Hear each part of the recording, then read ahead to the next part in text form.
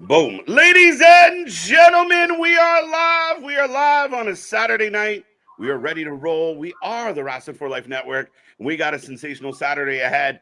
I got Edge on one screen. I got MLW on another screen. We're doubling up, folks. It's going to be a fun one tonight. Lots of action, lots of things to get into. So strap in, strap on, grab your snacks, grab your feel good, and let's go.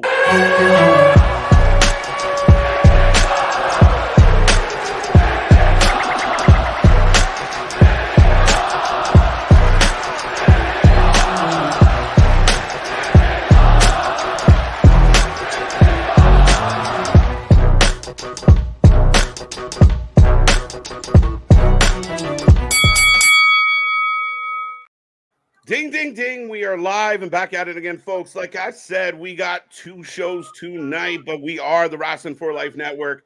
We got MLW Slaughterhouse kicking off on one screen.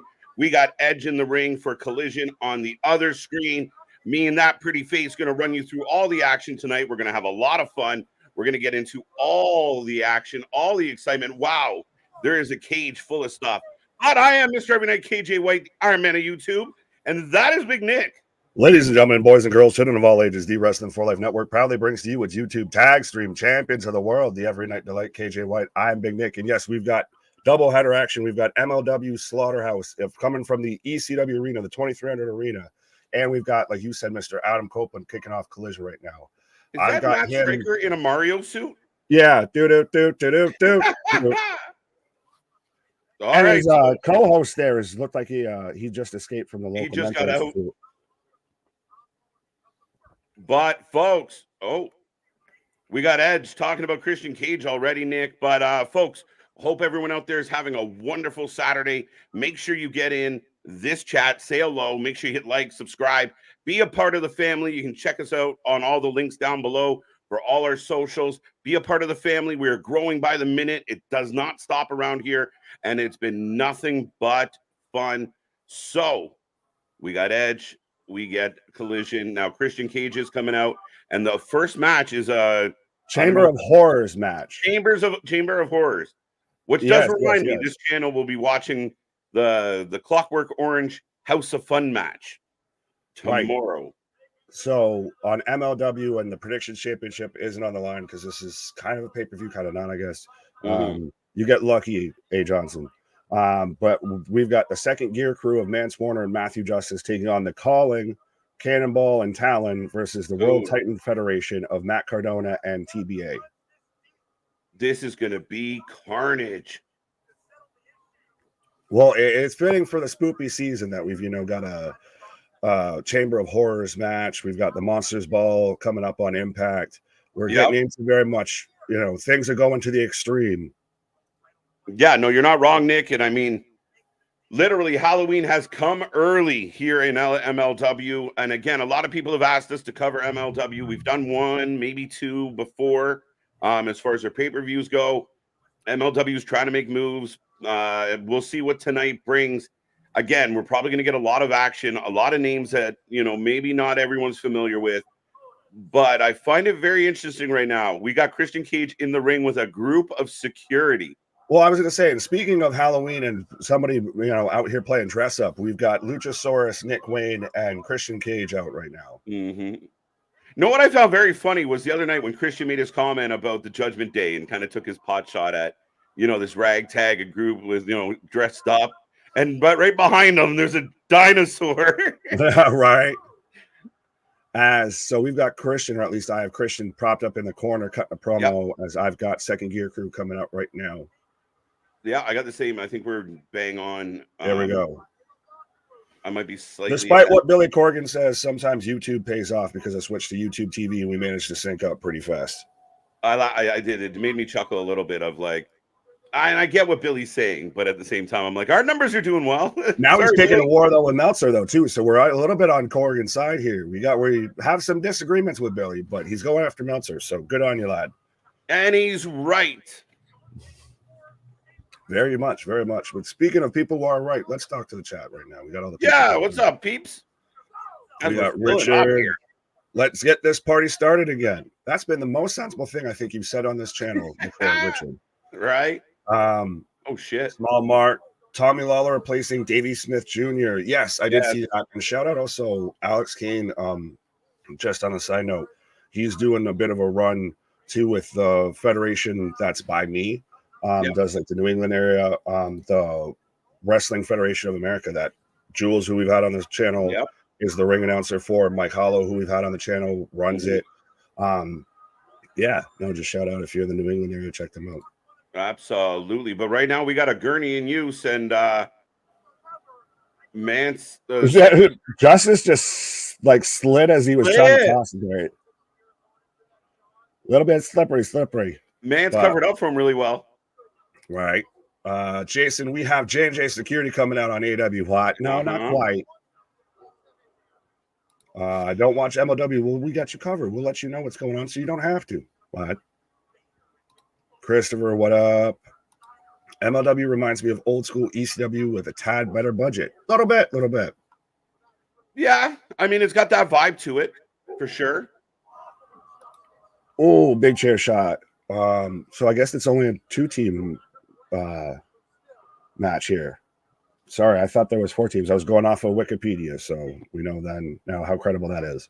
Right. Yeah, and shout out to Davey Boy Smith Jr. He had to go into surgery. He had some issues. Yeah. Oh, wait a minute. Let's use the card that they have underneath the show. So now we're ding ding, bell ring. Now that we're actually in the cage, where we've got the Abdullah the Butcher electric chair. Yeah, we do. Corner, we have that. We have just planks of wood.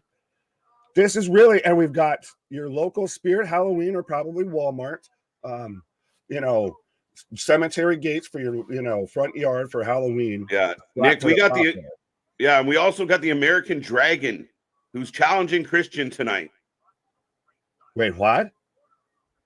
Daniel Bryan letting everyone know that Nick Wayne and Luchasaurus are banned from ringside tonight. Oh.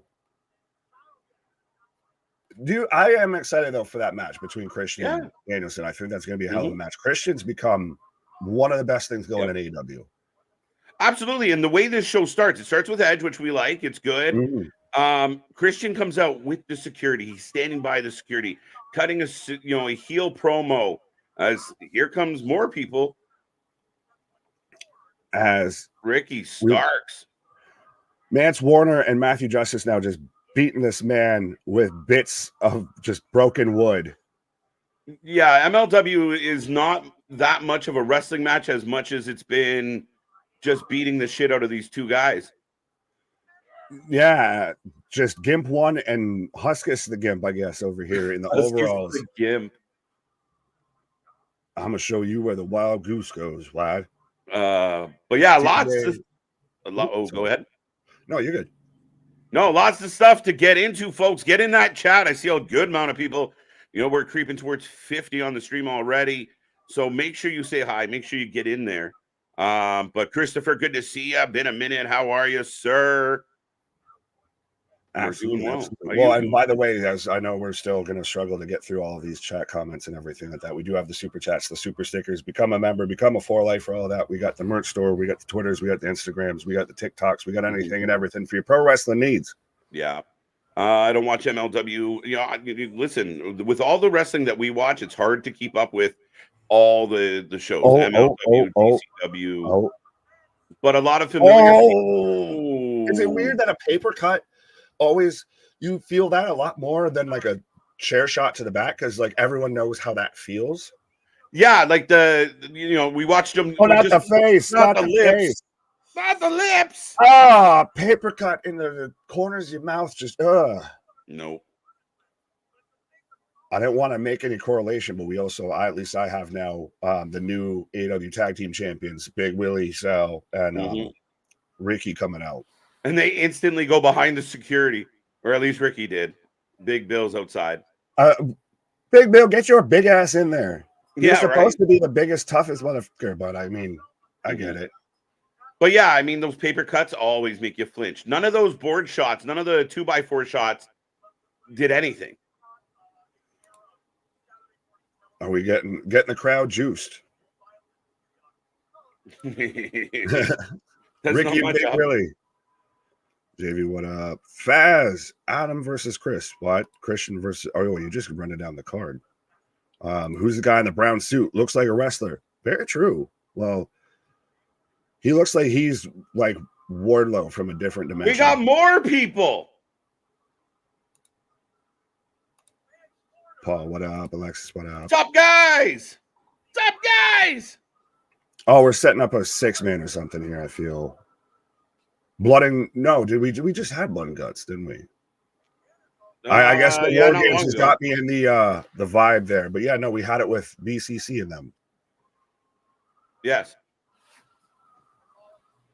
Oh, as we've got Mance Warner getting stapled in the forehead. So it's very juxtaposition. On one side, we've got promo upon promo upon promo, and I've got Mance Warner getting thrown into a chunk of wood in the corner. Right. So now I've got FTR coming out. I like those FTR shirts. Well, they very much are go back to that 80s, maybe early 90s era of wrestling, the Bret Harts, the, pre-Attitude Era wrestling. Right. Mm-hmm. But right now, Cannonball takes a chair. So does Talon. There you go. You figured it out. I didn't. So Cannonball is Huskus the Gimp, and the other one's just Gimp. I feel bad. Maybe I'm typecasting here, but I assume the big round one was Cannonball. Could be.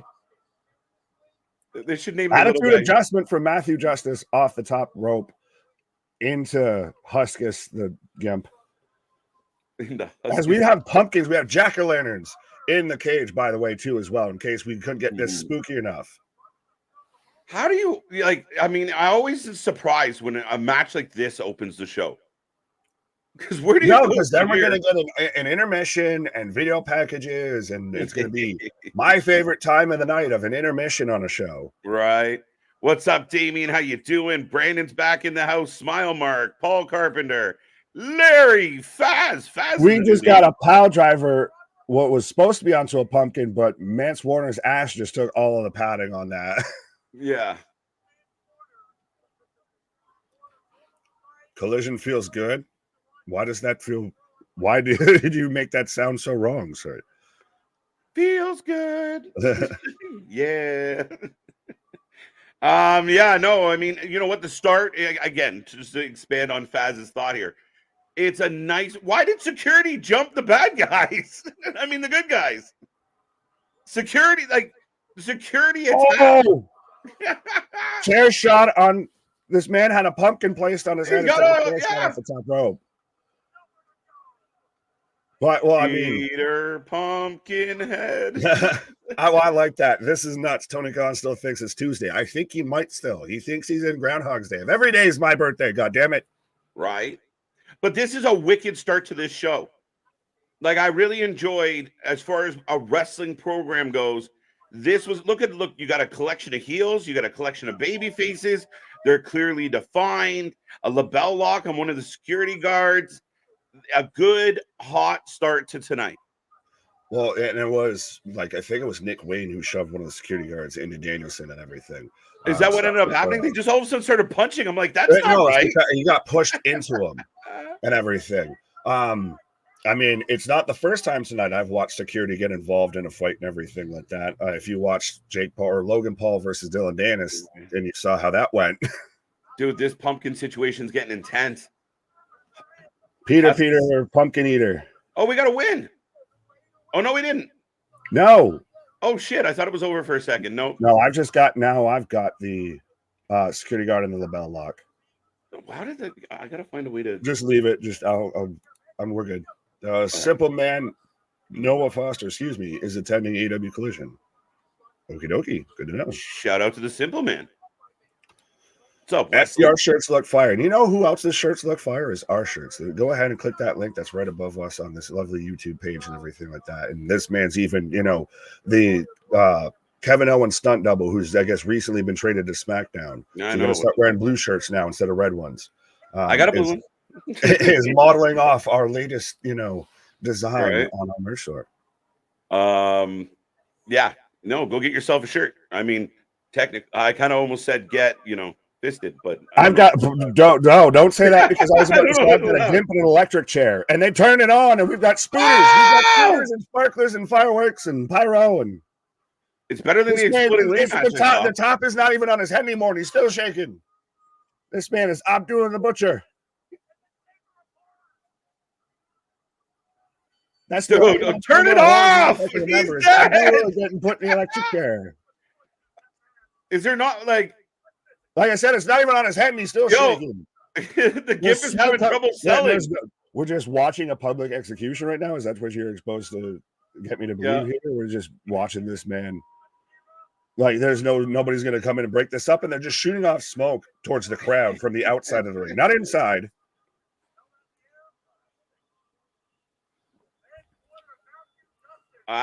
Does that mean the match is over, or do we got to escape? Yeah. No, I think that's a winner as Second Gear Crew wins. And I would challenge that being up there with the electrified Lethal Lockdown or electrified steel cage match from TNA with the Dudley Boys. Yeah. As to which one's more spootery. Mm-hmm. And Mance is a guy I like a lot. Even Justice. Like, Justice's got a good look. They wrestle well. Like, I'm a little surprised we haven't seen, them get it. Like, we saw Mance tease with AEW, but they're talented guys. Well, everything we were watching until they just had more shows that we could keep up with, and that's saying something. With GCW, we always would watch them on the GCW shows, the whole Second Gear Crew, because we've still got Manders coming up later tonight. And we're big fans. Like, I know Matthew Justice from when I watched Blackcraft Wrestling, their one pay-per-view, which is the worst show in professional wrestling history. But we've been big fans, but this just feels a little uber gimmicky. Yeah, I mean, it's definitely crazy over the top. Talon's laying on the ground right now, still shaking. But we got Joe, and we got a beefy boy matchup coming. Right. And by the way, we did have MJF saying a nice message.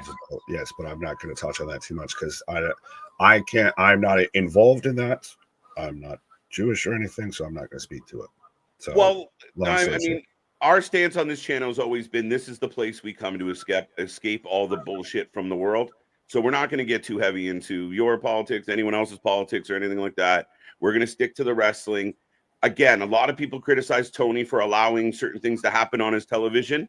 That's his choice. I don't necessarily agree with it, but I have no right to really say shit. Exactly. I don't have... moving on. It's one of those of I'm not involved in it. I can't weigh in on it, and I don't want to. So, just love somebody, folks. Right. Bear. We even say all the time, be a friend, tell a friend. So 100%. That's it. Evening, what up? KJ and Big Nick. What's up, y'all in the chat? How you doing? Been a short minute. Absolutely. Mm-hmm. We're like the tide. Yeah. Or some people just kind of, they go in for a little bit, they wait out for a little bit, they come back. And damn, these MLW commercials make me think I'm loud as hell for some reason. Right.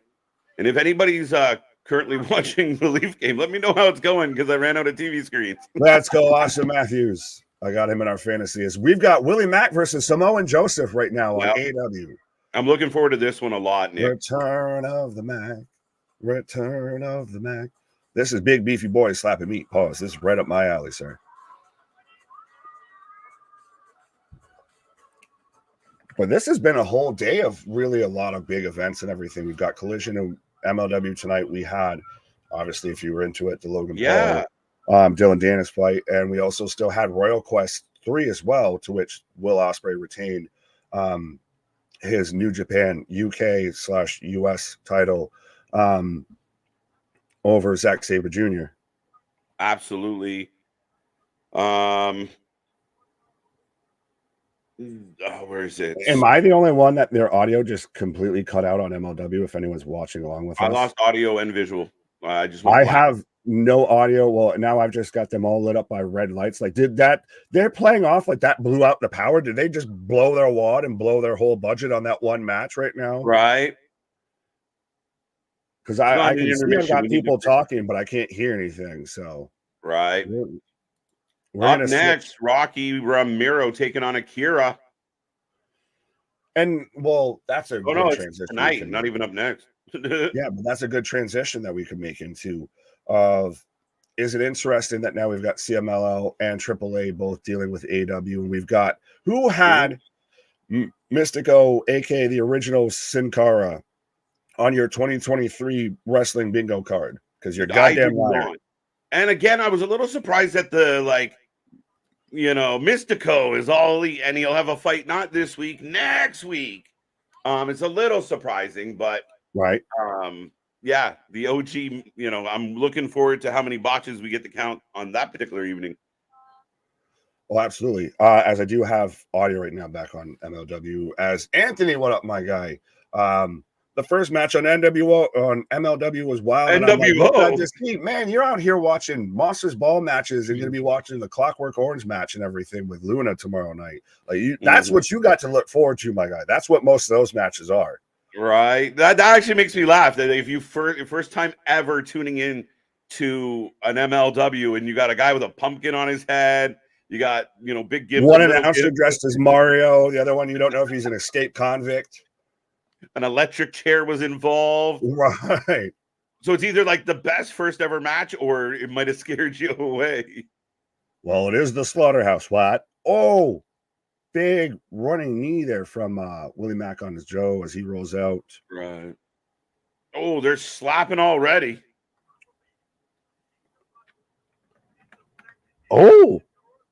Oh, they're just hyping up. So now they're just taking the time, of course, because we got to clean up after that match, because now we're just running through the card here. Also, by the way, tonight on Slaughterhouse, we're getting Minoru Suzuki, KJ's favorite Japanese wrestler, Minoru Suzuki, taking on Jacob Fatu, unofficial member of the Bloodline. Yeah, right. Let's go. I mean, listen, I like Suzuki. I feel like AEW and a bit of the American Indies got me fed up with Suzuki. Well, AEW probably did. Lame WCW match. Yeah, if you remember the original Chamber of Horrors match, like I said, that's why I instantly went to Stop Doing the Butcher. Yeah. This one was booked by Kevin Sullivan, folks. Oh, God, please. Low volume says smile mark. Fair enough. Yeah, their audio is, I don't know who has more technical issues right now of what we've seen so far tonight with MLW or AEW, because they're just all over the place. We had to re-air a whole vignette on AEW because the first time it went out with no audio. Yeah, no, it's hilarious. But near count for Samoa Joe gets a 2. Willie Mack main evented the previous MLW pay-per-view. Yes, he did. And one of our friends is actually in that ring right now on the replay. Oh, yeah, absolutely. Jay Bougie, 100%. Shout out Bougie. Bad and Bougie. Yeah, no, he's 100% member of the Blue Maya Nation. And that's why, like I said, if you got Alex Kane, MLW champion right now, maybe we'll try and get him on the show. Yeah. Yeah, man's been popping everywhere. I wish, honestly, House of Glory didn't move to Premiere, and I know we could probably get it, but their schedule's been all weird. But I know he's done a lot of stuff with them and with MLW recently. Yeah, House of Glory moving off Fight was a bit of a bummer, just because, again, access, and we got guys. You have no idea how many subscriptions we have. It's ridiculous. I got we got this stream, we got this, we got this. Well, even then, their schedule is all over. It is. It really is. They did a show last night for Friday the 13th. There you go. Where's the female announcer? Well, I have one right now on MLW. Is that what you're talking about? As I've got the one called Manders coming out right now. Right. So this is a Ring of Honor World Television Championship match, by the way, between Willie Mack and Samoa Joseph. Oh, why do we have to do that? We had a titty twister on AEW television right now. Why? Titty twister! Funny, I just saw the episode where on Trailer Park Boys where Randy's nipples are purple. Moving on. All the pauses. Too many titty twisters. Pause. I didn't write the shit. Well, why are you dressed like goddamn Bumblebee? Why do you look like Indianapolis Jones? Exactly right. Oh, we're spinning a wheel. Hey, yo, we got a wheel of doom. Spin the wheel, make the deal for the National Openweight Championship between Ricky Shane Page and the one called Manders. So we've got Eric Bischoff's,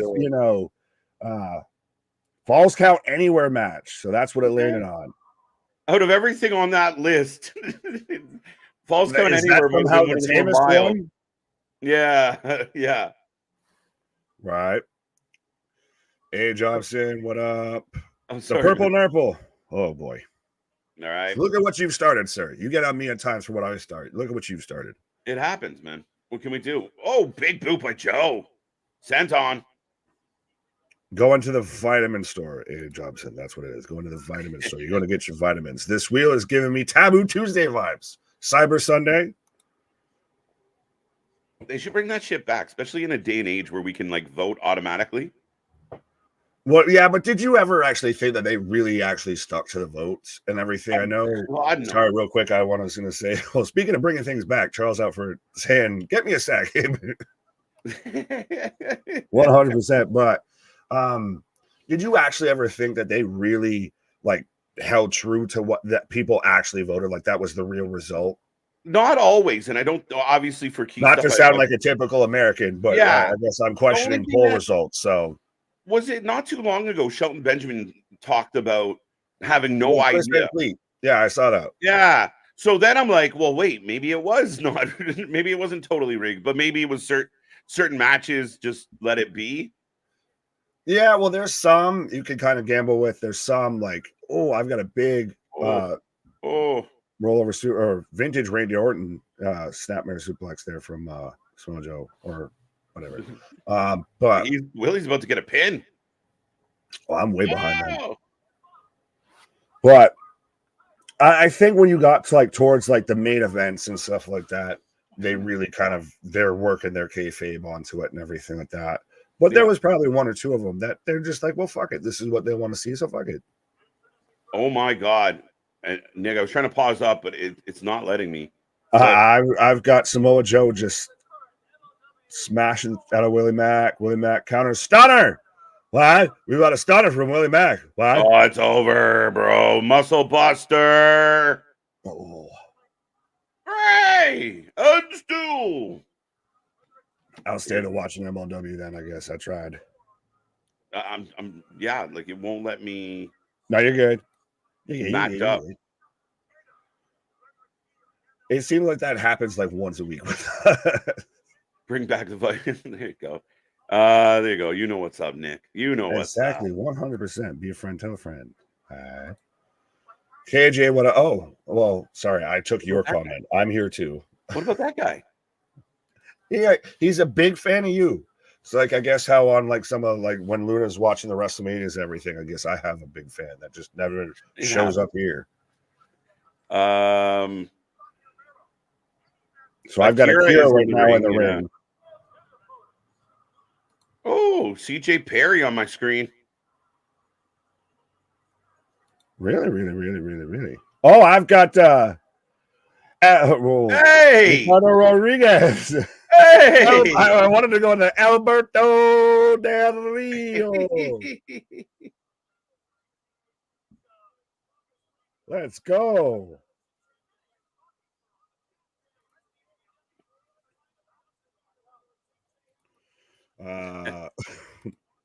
Oh, what? What? Victor, what up? Who killed the world? Okay, boy. Okay, Wyndham. Who killed the world? Welcome back, Victor. Good to see ya. Samoa Joe came to my cousin's shop a few years back and gave him a few SmackDown tickets for free. Joe is a good dude. I don't doubt that. I believe it. Big fan of Joe. Oh my God. Action Andrade. I know. Talking to CJ Perry. How you doing? Andretti. Okay. Yeah. There you go. You'll get there one day. I'm still neither way there close on either end that I have. So That was millimeters close. Akira for the win. Really, you have him over Rocky Romero? Interesting. Okay. I'm gonna go with that. I think Akira could take this W. Fair enough. I'll take Rocky. You'll take Rocky? Yeah. Adrian, I did it. Right. Who is the lady with? I hate to be ignorant here, but who is the lady with Rocky? I'm not sure, and I don't want to fathom a guess.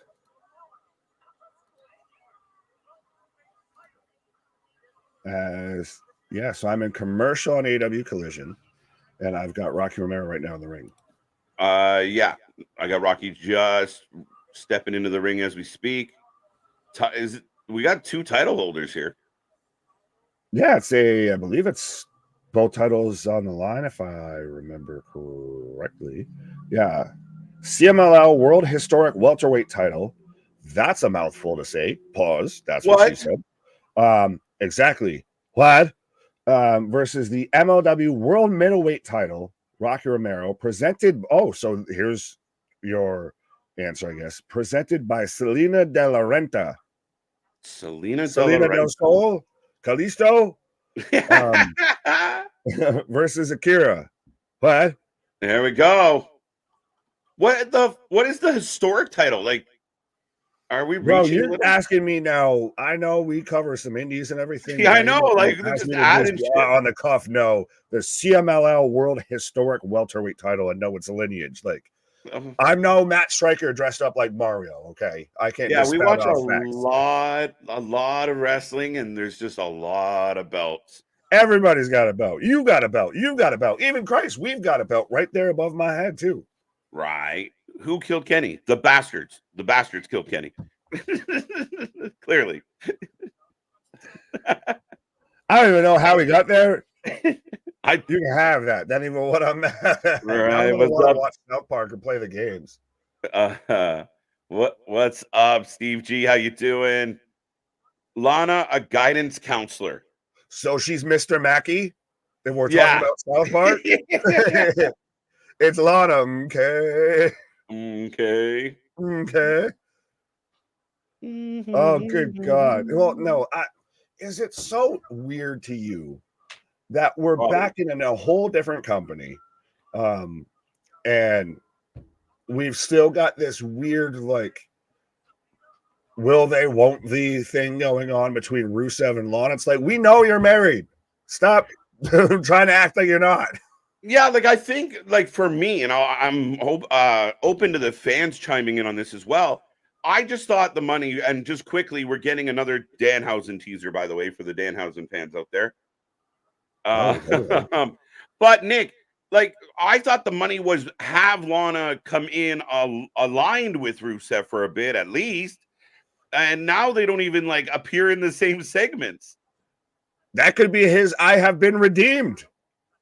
Right. You turn them that way, something, at least anything. Like you said it, at least put them together. Like the whole Bobby Lashley thing didn't work in WWE. So why are we trying to do like it's little brother in AEW? But I feel like they abandoned it a little bit. Like Hobbs is off with Callis now. So, I mean, it's confusing. Well, he just ran away from QTV, and I don't blame him. Oh, fuck. Granted, is it weird? Sorry, entirely different parallel. I know where you're going. Oh, absolutely. Well, is it weird that we have like AAA QT that is entirely different than AEW QT, just like how we have entirely different New Japan Kenny Omega that's entirely different than AEW New Japan or AEW Kenny Omega? Like, I have a theory. Go ahead. And again, I think part of it with Kenny is injury, but I think because you don't have to work that hard for Tony and he, you know, you're getting bank. And I think people mail it in a little too much for Tony. When they go elsewhere, they gotta perform. They gotta do, like, it's just a different level. And it seems that way. Like all of a sudden, QT's out there giving us really good matches in other companies, yet been a dud for Tony for 3 years. But is it that they're handicapped in AEW would be the counterpoint? Time out. They're not allowed. Maybe. Wait, what? No, sorry, I popped it.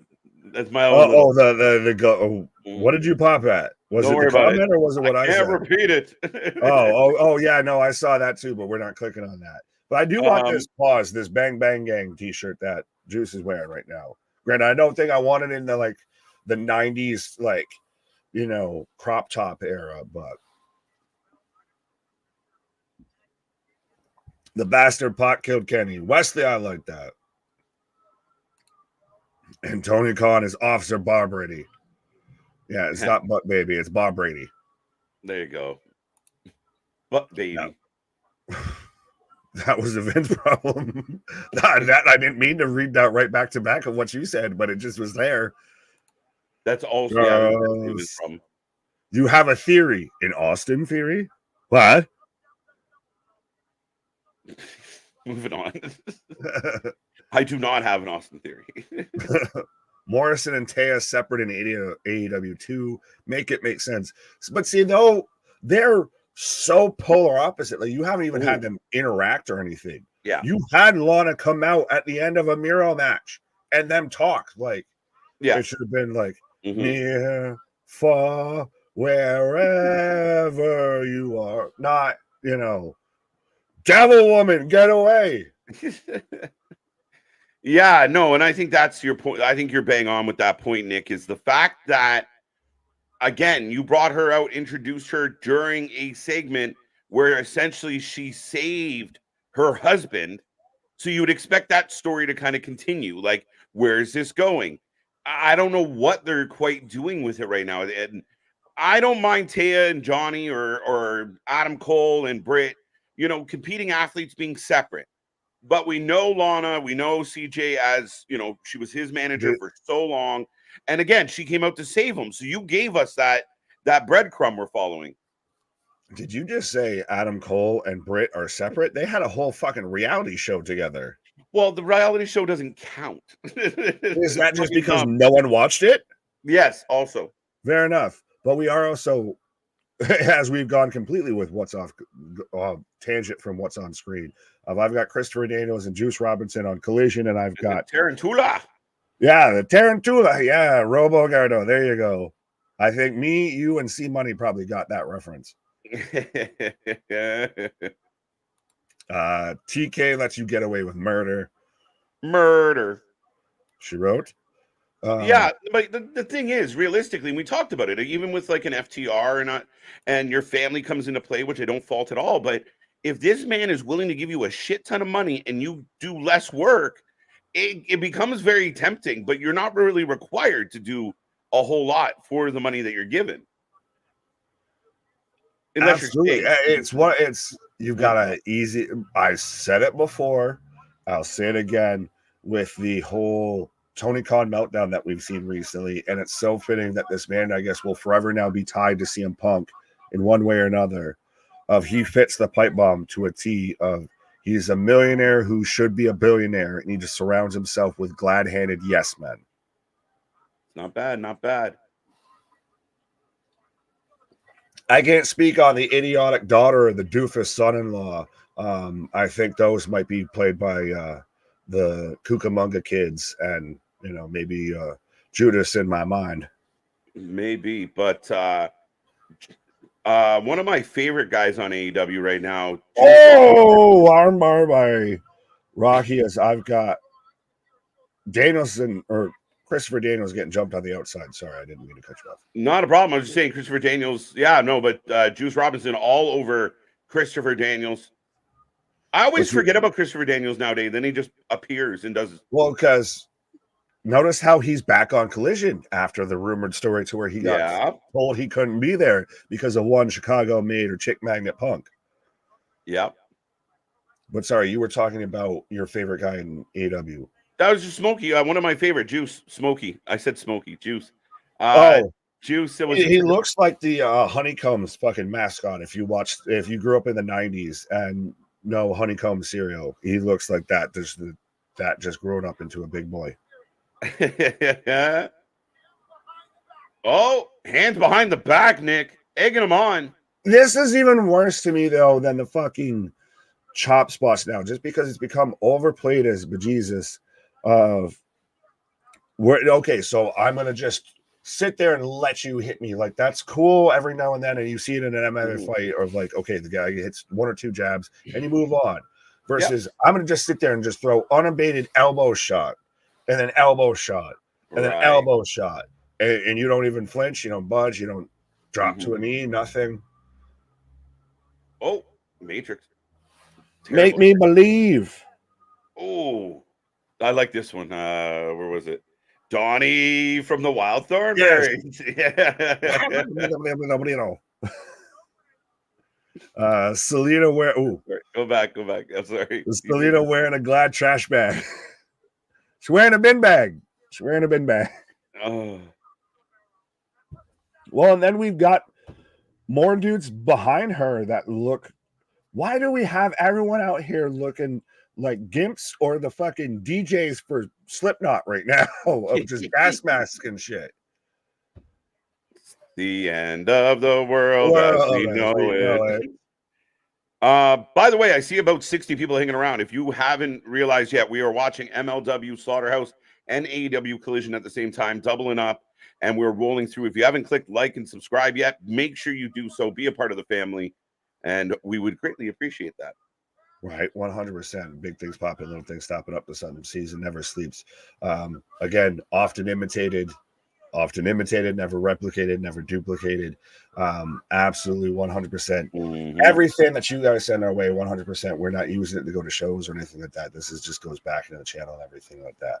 Yeah, you don't have to hit up our PayPal. We're just trying to build a fun place for everybody to hang out and do this. And again, when you see us do something first and you see others do it the same, I know some people bounce around. You know where it started, folks. Right. Again, often imitated, never replicated. All right, I'm like the fucking wind-up toy. You just hit the button. I know how to push your buttons. Pause, sir, pause. That got awkward. Right, Rocky playing a heel is different. He's been all right as a heel though, and it's funny because Rocky and Juice Robinson, who are on 2 separate screens right now, had a really good rivalry in New Japan. Oh, absolutely. Well, 100%. I think Rocky's a big man to thank that goes behind the scenes that to deal with the fact that we've got like Eddie Kingston, who's not only the Ring of Honor World Champion, but the New Japan Strong Champion. The fact that we had New Japan Strong at all, that we have a New Japan presence in the U.S. We have Rocky and Romero and a bit even Juice Robinson to thank for that.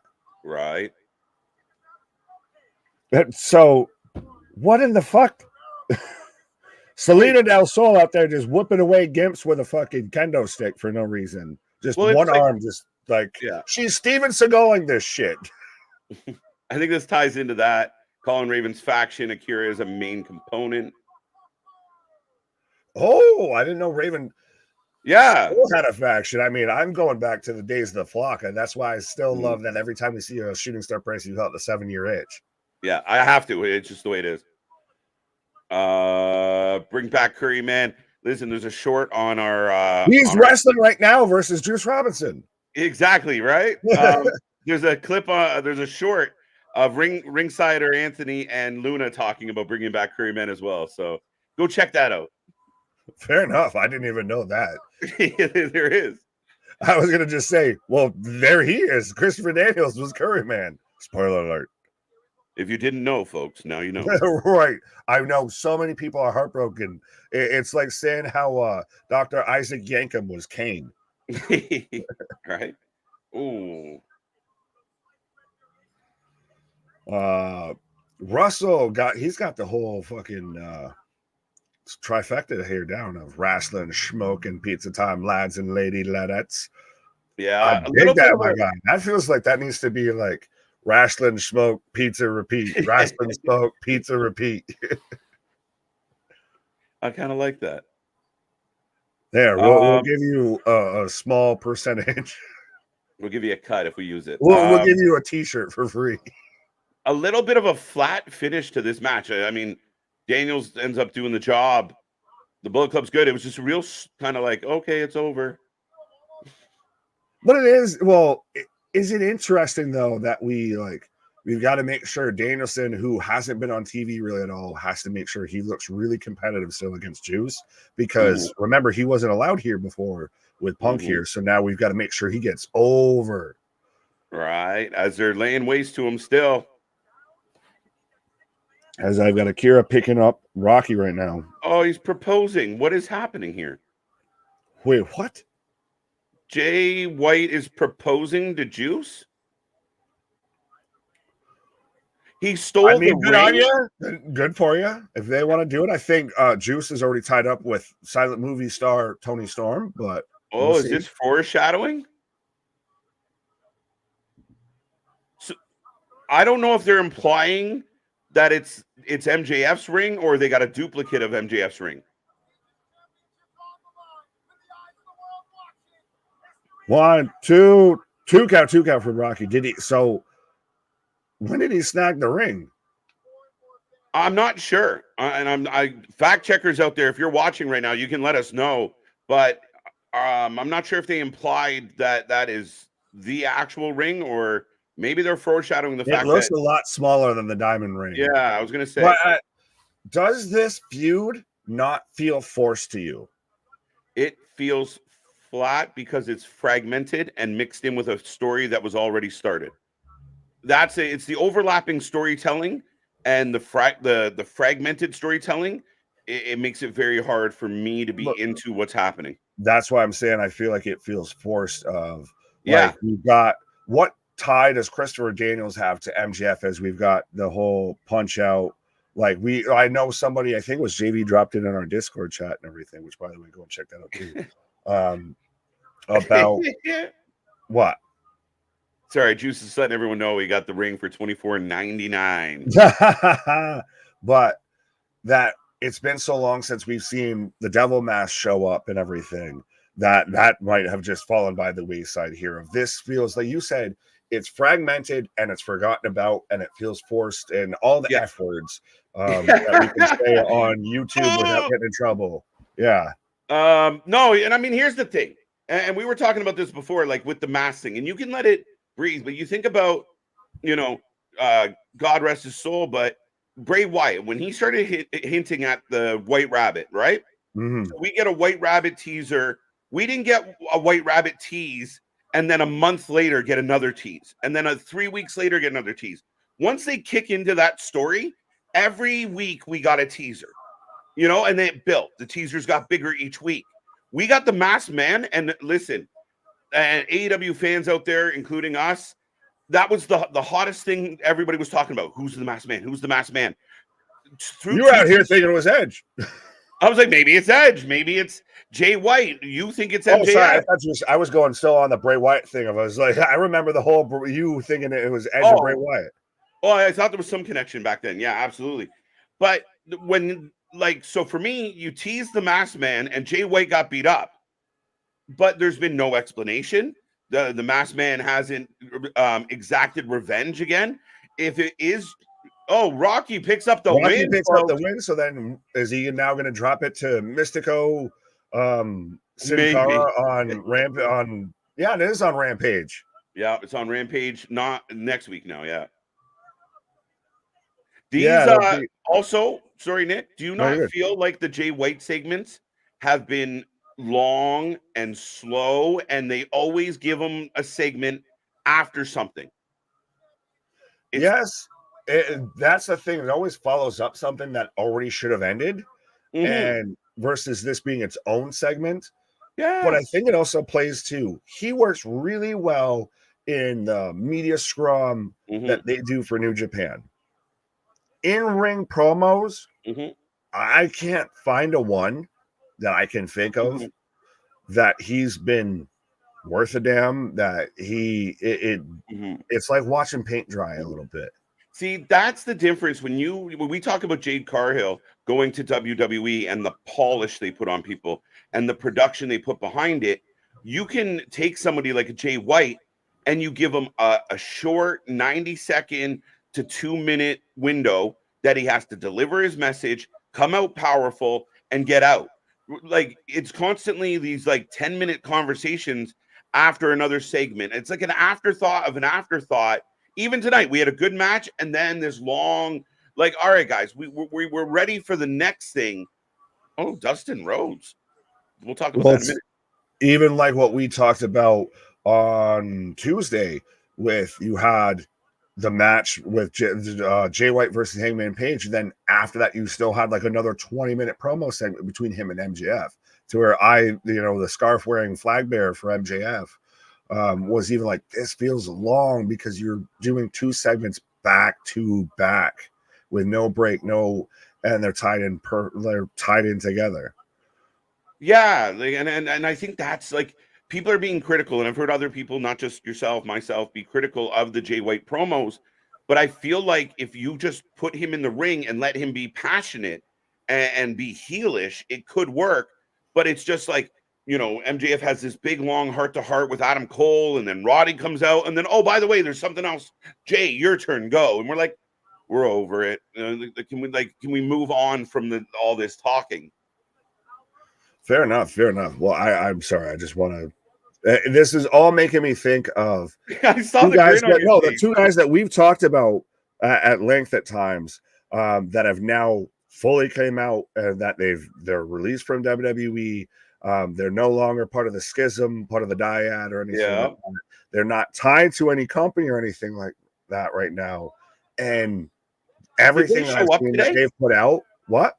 Did they show up today on No, what they did is they dropped a whole a promo and everything, and they even very much took shots at WWE because they're like, all right, we're gonna do a multi-shot setup and everything. He's like, no, just do it one camera right now, no one take, no special effects, no spooky lighting. I don't need a contact lens. Like, they very much took shots where they need to take shots, and that's why I'm so glad that we have the grizzled young veterans back in pro wrestling versus the fucking schism.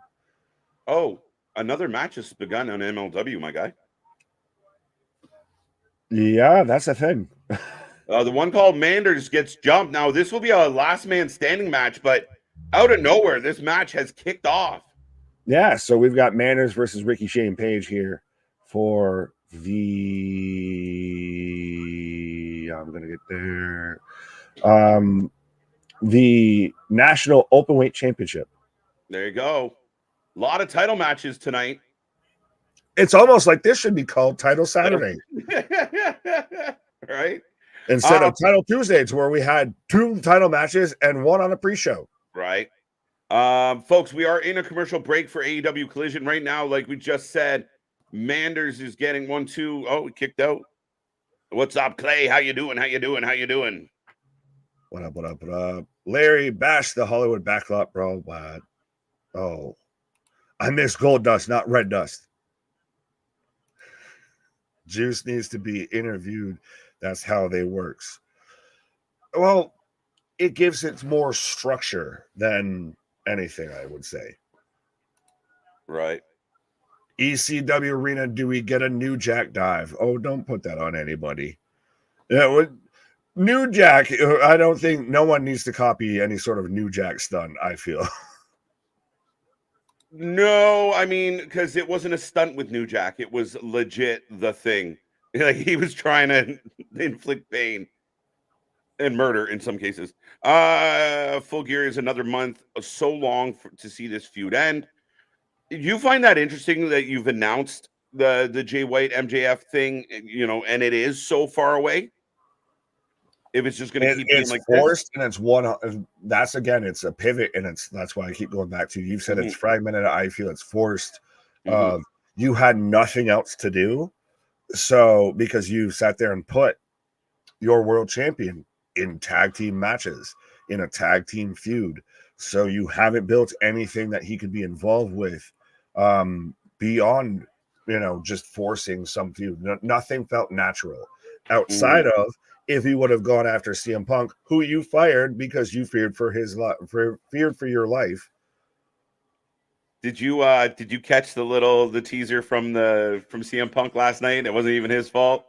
I think we shared it with each other. Oh yeah, well, to where he may be working with other promotions soon or not. Yeah, right. So where he's doing commentary for an MMA event, and the announcer just like, "Oh, sorry, didn't mean to say that." Like, yes, you did.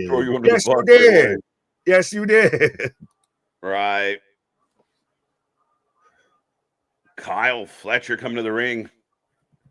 I just need a moment. No, you're good. I got Nick Wayne right now on my screen getting interviewed, as I've still got the one called Manders right now searching for now a steel chair. He was searching under anything and everything under the ring right now. Will be forgotten in a few months. Oh, Grizzly Young Veterans? I don't say that at all. I don't think that. I think, as I've got Kyle Fletcher coming out right now, and I got a 2 count on the outside. I don't think so at all. I remember even being here and watching them on NXT as Schism, the Dyad, whatever the hell they wanted to be called. And so we've got Kyle Fletcher versus Boulder. And I'm going to restrain on doing the SpongeBob quotes until I finish my first point on the Grizzly Young Vets. But they 100%, I wanted them to be the Grizzly Young Vets in NXT. I wanted them to stay that in WWE. I think they would have been much better. They think about the division you could have had with Gallus, the Brutes, and Grizzly Young Vets. You're getting British strong style tag team wrestling 100%. Absolutely, especially when you still have got Tyler Bate there. Maybe you can lure Trent Seven back if you wanted to, and get Mustache Mountain. But I think that would have been fantastic. And the Grizzly Young Vets are a good enough tag team, and especially now that they can appear here, appear there, they can, move as they want and pick and choose who they want for opponents and everything. I think the sky's the ceiling with them. And it's much like Vince has said on Pat McAfee of, sometimes we let people go, they build themselves up, and we sign them back, pal. But what were we talking about before that I was going to give my opinion on? Anyways, moving on.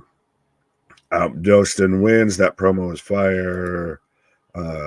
Sting was doing the dive. Well, I'm glad Sting survived his last dive here. Oh, that's what we're talking about, because we've got Boulder right now taking on Kyle Fletcher's. I've got Manners getting set up for always going to get chokeslam through the chair bridge here.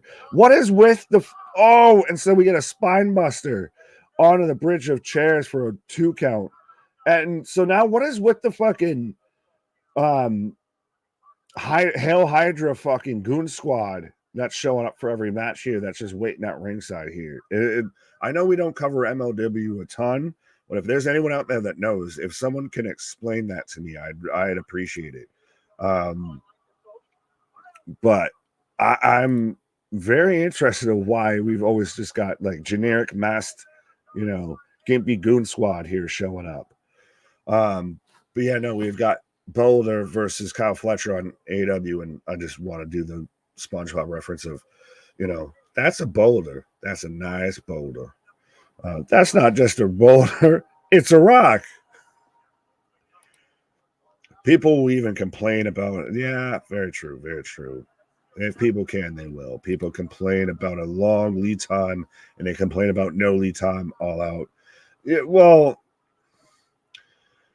delayed with that one, when you're doing 2 shows back to back and you're expecting people to pay $50 each time, that's one thing. If you would have done a package deal or anything like that, you still got to work within your audience. I feel like a little bit. It's still read the room at times. And it's even what we try to do as always, of why we still, make sure we try and get as much chats as we can and everything. Of read the goddamn room. Of you're charging people $100 for one show that's really built up, and the other show that's more of an afterthought. Maybe do it as a package deal or something. But yeah, the overall point of people complain to complain, absolutely, absolutely. Guys, I don't know how they switch MJF after the don't still want to touch on that. I'm not feeling Tony as lead guy. I thought Kevin and Nigel had a good rapport together.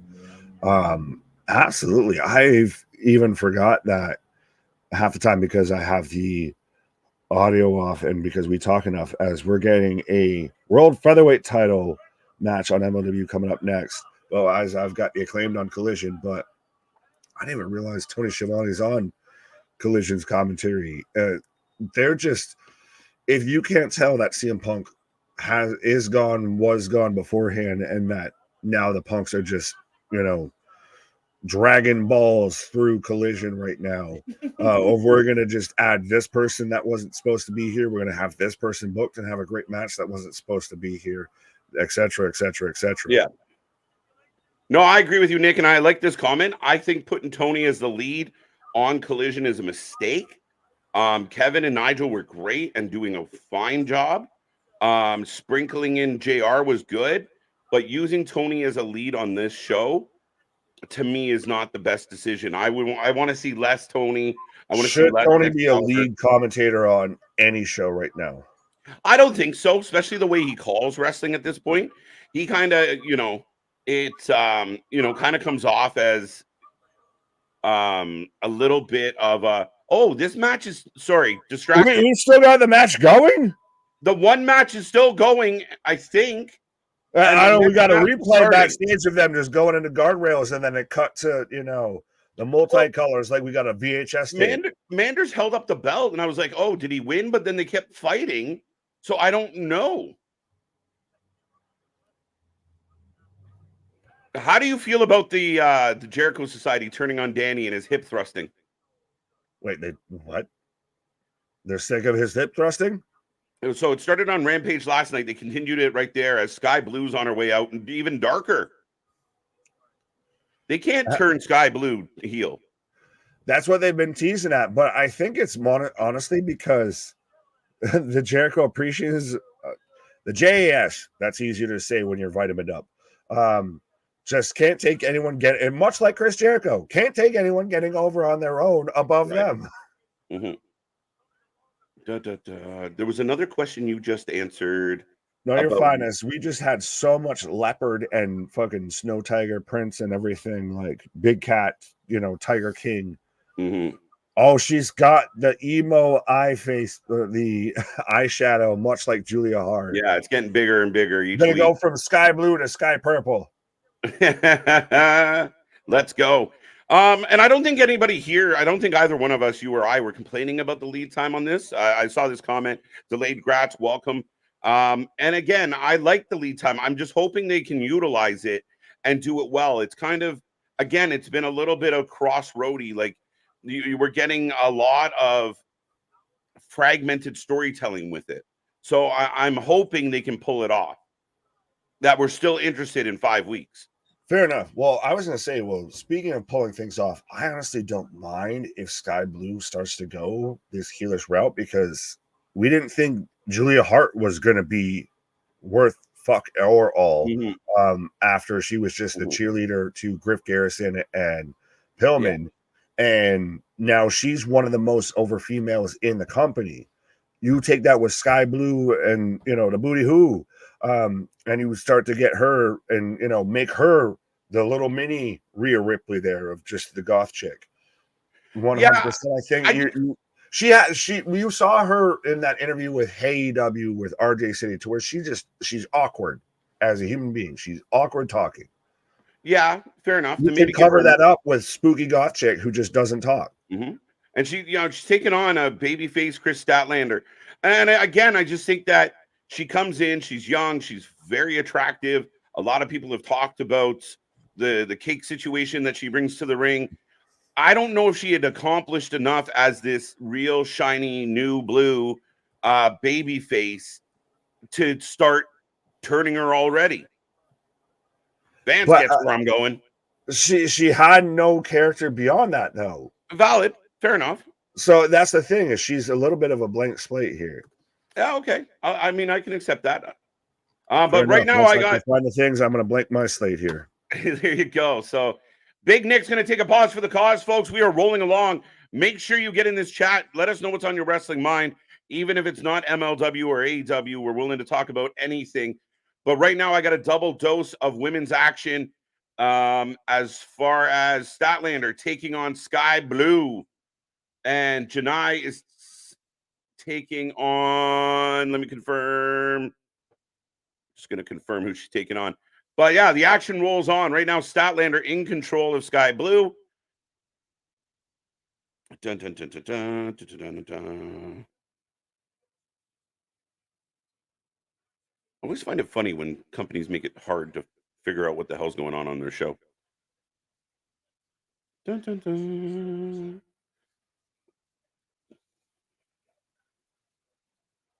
Jay Boozy, and a friend of the channel, Jay Bougie, is on the list. Where is this match? All right, we're just gonna roll along. Screw it. But here we go. I'm taking Sky Boo. Fair enough. Fair enough. Sky is not gonna win though. It's Statlander all the way. You can't have Stat lose anytime soon.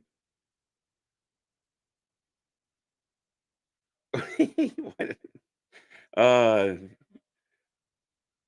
There you go. Yeah, she's excellent, and big fan of her work on the indies. Smile Mark, I'm completely with you. Watched her a lot in GCW as well. She had some really good matches against like a Sawyer Wreck.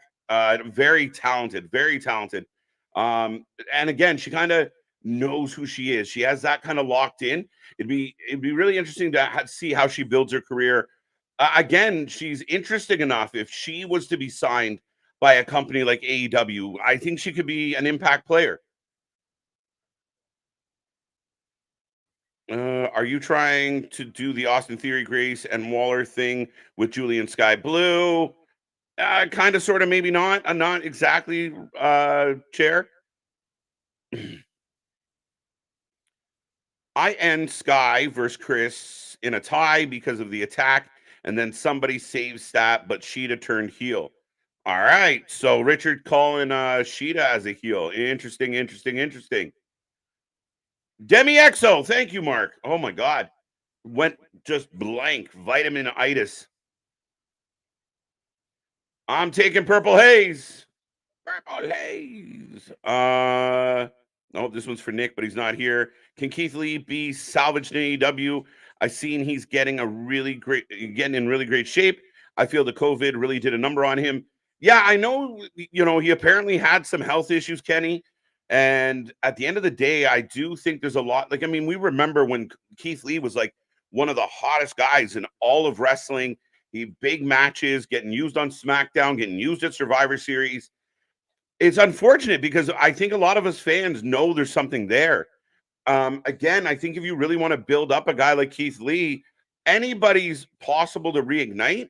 You need a good story. You need a good rivalry. You need a good, somebody to combat him. Him and Swerve as a tag team, I thought was great. I felt like they dropped the ball on that. I did predict that the way they booked it, the Acclaimed was going to burn out a little bit, and that Keith Lee and Swerve would just kind of get lost. And they kind of did. Like the way it was all kind of put together, you had Rick Ross get involved. You had, Wish.com, Brock Lesnar there. Yeah, it became a mess. And unfortunately, if you're going to reignite Keith Lee, just put him in the ring. Get him in the ring. You remember, like, Keith Lee originally gets himself over with a big crowd because him and Dijak tore it down, and they tore it down again. And when you start doing that and you're getting over in the ring, then everything else kind of falls into place. But you need somebody like they had that story between Dijak and Lee. Everybody wanted to see more of it. They push him up to the top. He looks like a badass. He's getting big wins. He's a big dude. Then you make him a bear cat and we lose him. So yeah, I hope Keith Lee figures it out. I hope his health issues again. Yeah, I mean, I hope he's got past all of that. Demi Exo for the win. Sky Blue has probably made many of you hate Kyle Fletcher. No, to give the man a high five. Good for him. I don't know if he can handle that jelly. He's a little guy, but we'll let him have it. We'll let him have it. Thank you, Kenny. Thank you. Chris Statlander for the win. I'll take it. Layers, lots of layers, depending on the kike. Oh, nice move by Stat. Decent match between the two ladies, so I'll give them that. Stat off the ropes. Big knee in the corner. Back. I'm a fan of Demi Exo. 2 count, 2 count, 2 count on Sky Blue.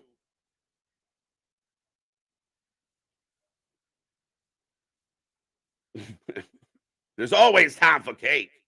There you go. Join our Discord. Don't forget. And Big Nick reminding everybody, go check us out. Go check us out. The prime is Tony has the shortest attention span in the world. It's not even that. He is great. I think Tony's got a place. As an in-ring reporter, announcer, whatever the fuck, interviewer. I think it works. He's old school. He's got credibility because of his history in the wrestling business. As a color guy, as a support, I think he's good. When you have like a clear number one, like a JR calling the action or calling what he's seeing, and then you have like a Jerry the King, like a Tony, kind of just screaming and being overt and being the over top one, it's okay. Him as the lead when you have Nigel and Kevin sitting right there, and I'm a big fan of how Kevin Kelly calls things. To me, it's just cleaner. Like if I was working for AEW, your lead announcer at Dynamite would not be Excalibur. It would either be Riccaboni, it would be Kevin Kelly. Maybe, like I think there's talent that they have. And I think that's another example of, oh shit, Statlander catching Blue out of the air. Big slam. I'll say good match from the ladies.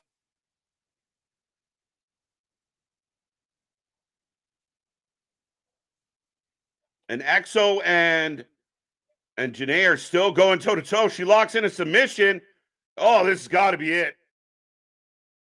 This has got to be it. Sky Purple. Not yet, not yet.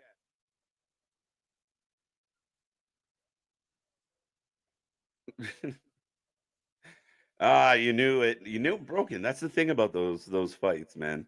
I'll give you that. But hey, speaking of Mr. Logan, what do people think about the fact that Janai wins?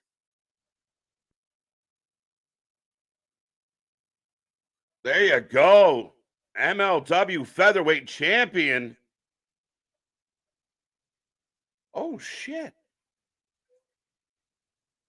But yeah, so it sounds like a crown jewel match possibly, as Logan Paul calls out Rey Mysterio. And to me, that caught me a little bit by surprise.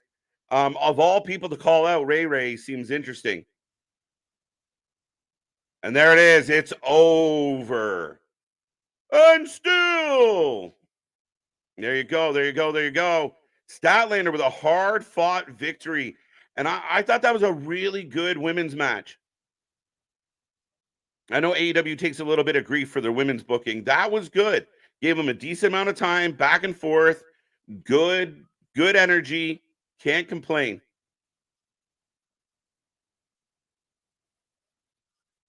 Sky Blue getting a little cloudy. Yeah, there you go. It's just, is it hard to give somebody named Sky Blue a heel vibe? Statlander going to help her up. Willow rolls in, stopping Statlander from helping Sky Blue. So is Willow going to go heelish? I'm very curious with this. Very curious. And if anybody was wondering, Manders is still 1-2. The last man standing match has been going on the entire time in the back.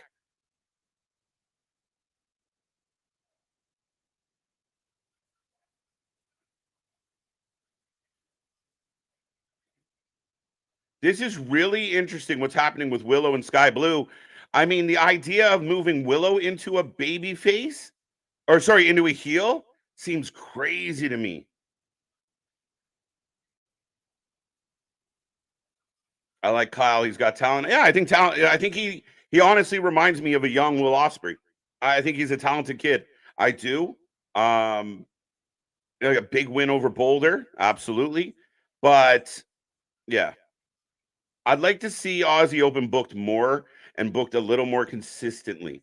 I'm behind them. I like them. I think they're talented. I just think they could be used better, and they could be. I mean, is it my imagination, or has the AEW tag team division disappeared? Like, yeah, we got FTR. Who else is in the division? Ricky and Big Bill are the champions. A lot of things get caught up in the trios division, but even that hasn't been highlighted all that much. I don't know. I really think with Aussie Open, there's a lot of opportunity there, but what do I know?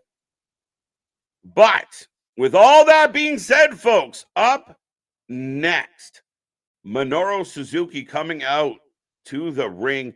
He is going to take on Jacob Fatu. And this is going to be a heavy hitting match in a big, big way.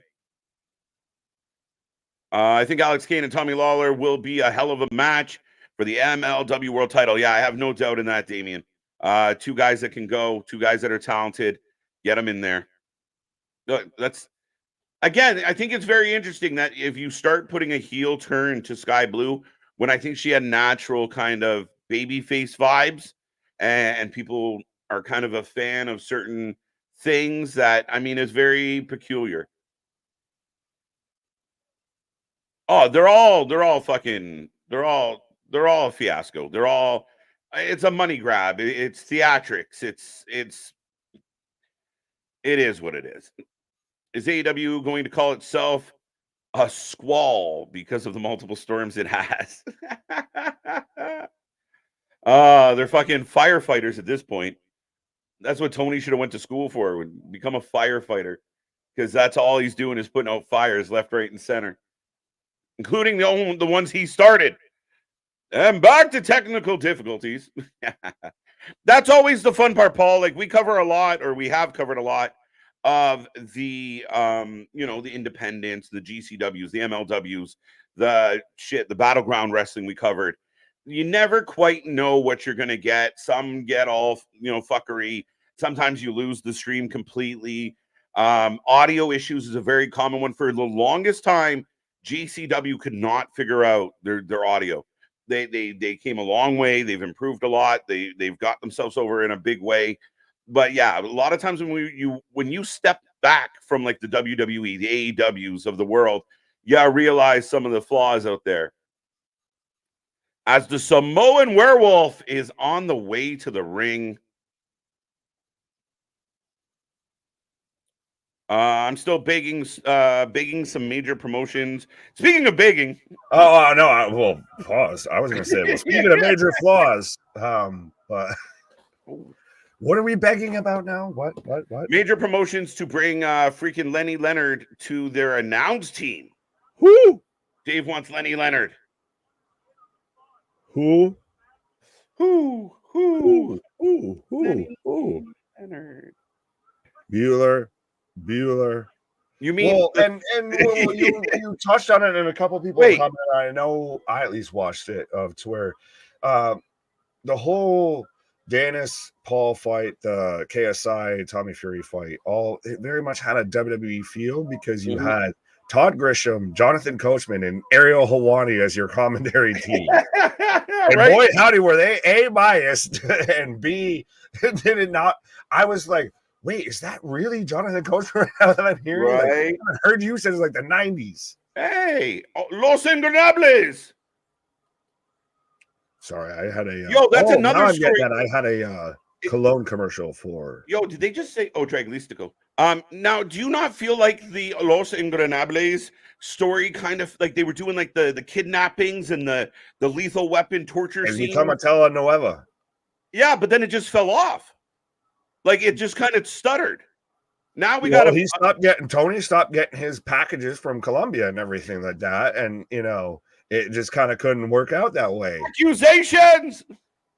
I'll say allegedly at this point. They haven't reached full just accusations. I think they're more allegedly than... Now, correct me if I'm wrong. Is Lenny Leonard like Lenny from Simpsons? Is that who you want on the announce team? I mean, my eye. I should be getting wrestling in it. I don't know. Jacob Fatu for the win. Yeah, folks. As soon as I heard you said that Minoru Suzuki was coming out, I was like, "Oh, this match is happening." Back, coming. Yeah, what are the odds that this match is now? By the way, Manders is still fighting backstage. Does that not give you a little bit of like that old like hardcore title division vibes, or like Mick Foley having a match of like they're still fighting backstage, folks? Just clip back to it every once in a while. Yeah, as I've got Limitless Keith Lee coming out right now. We were just talking about Keith trying to get his groove back. Yeah, just go back to the other company. Your wife works there. You should just go there. But does she? She hangs out there. But does she?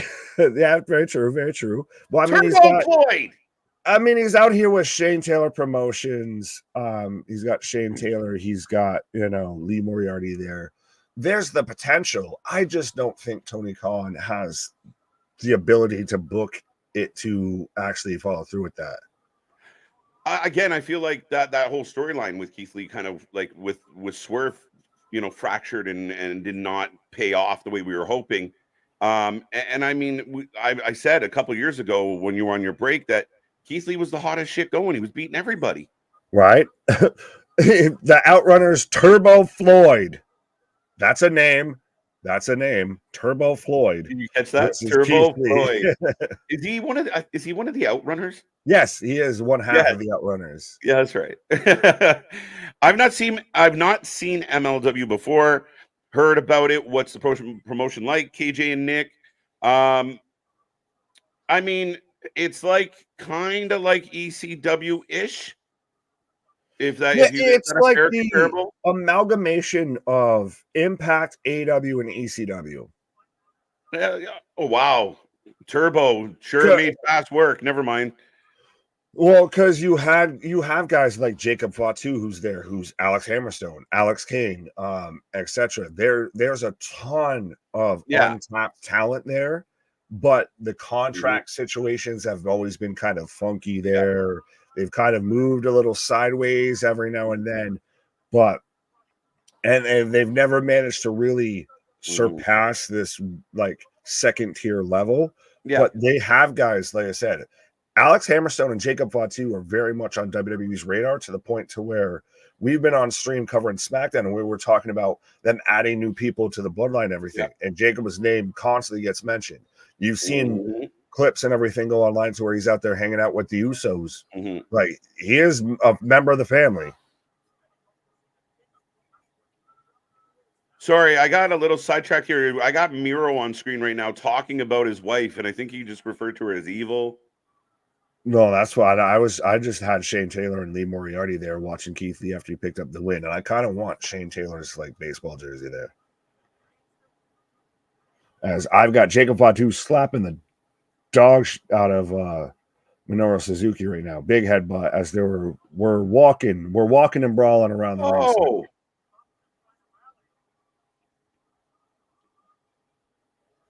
Okay, so here's the plot. If anyone wants to follow along, Nick, and I know I might be a couple seconds. I'm waiting. But here's the plot with Miro right now is so CJ Perry is like someone joked counselor. So she's interested in working with talent so we saw Action earlier.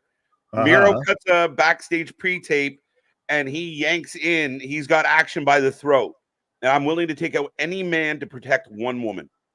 So that is the thing. Is anybody CJ talks to? So he's just a jealous boyfriend, jealous husband. What? Why? Just be with your fucking wife then. You work together. She's evil. The devil in a red dress? What the fuck is going on? I think this is Tony Khan just working out his awkwardness of like this. Like I can't be around women, but no one else can have this woman but me. Tony Khan is just writing himself into every fucking storyline of just he's working through his awkwardness. Right. No, I completely agree with that, man. Like it's craziness. 50 Shades of Bulgaria. Yeah, kinda. Fucking A. Absolutely, 100%. Hot and flexible. Hey, well, if we know with Dolph Ziggler, we know Lana's like a cold fish here. So. Hello. Hot and flexible. Let's go. I like going with beautiful and bendy. Rusev is acting mad weird. Yeah, it's so weird. The whole thing's weird. And he doesn't wrestle very often. He's being redeemed. Jim Ross sit down interview with Nick Wayne and his mom. When did Jim Ross become fucking Maury Povich? He is at this point, but dude, when did fucking Nick Wayne's mom become the biggest signing to all AEW? We're gonna have a mom off between fucking Sue and Nick Wayne's mom. Right. Nick Wayne's mom has got Has it got going it going on. She's all I want. Oh, And big so we're moves getting a all replay or a hype up video for Mystico, aka Sin Cara from CMLL. Mm-hmm. That's Taking on 2 belts, Ricky. Well, is it so interesting though that Tony puts out a tweet about working with CMLL? It's so cool. It's like, dude, you own the fucking company. Act like you've been here before. Right. So we're getting Rusev versus Action on Collision next week. Who's what now? We're getting Rusev versus Action Andrade next week on Collision. Boy. And up next, your main event, Christian Cage taking on the American Dragon, Bryan Danielson. So I've still got Jacob Fatu and Minoru Suzuki going on. So I just got the announcement for next week for Collision. There you go. We've got Miro looking like fucking Zangief from Street Fighter.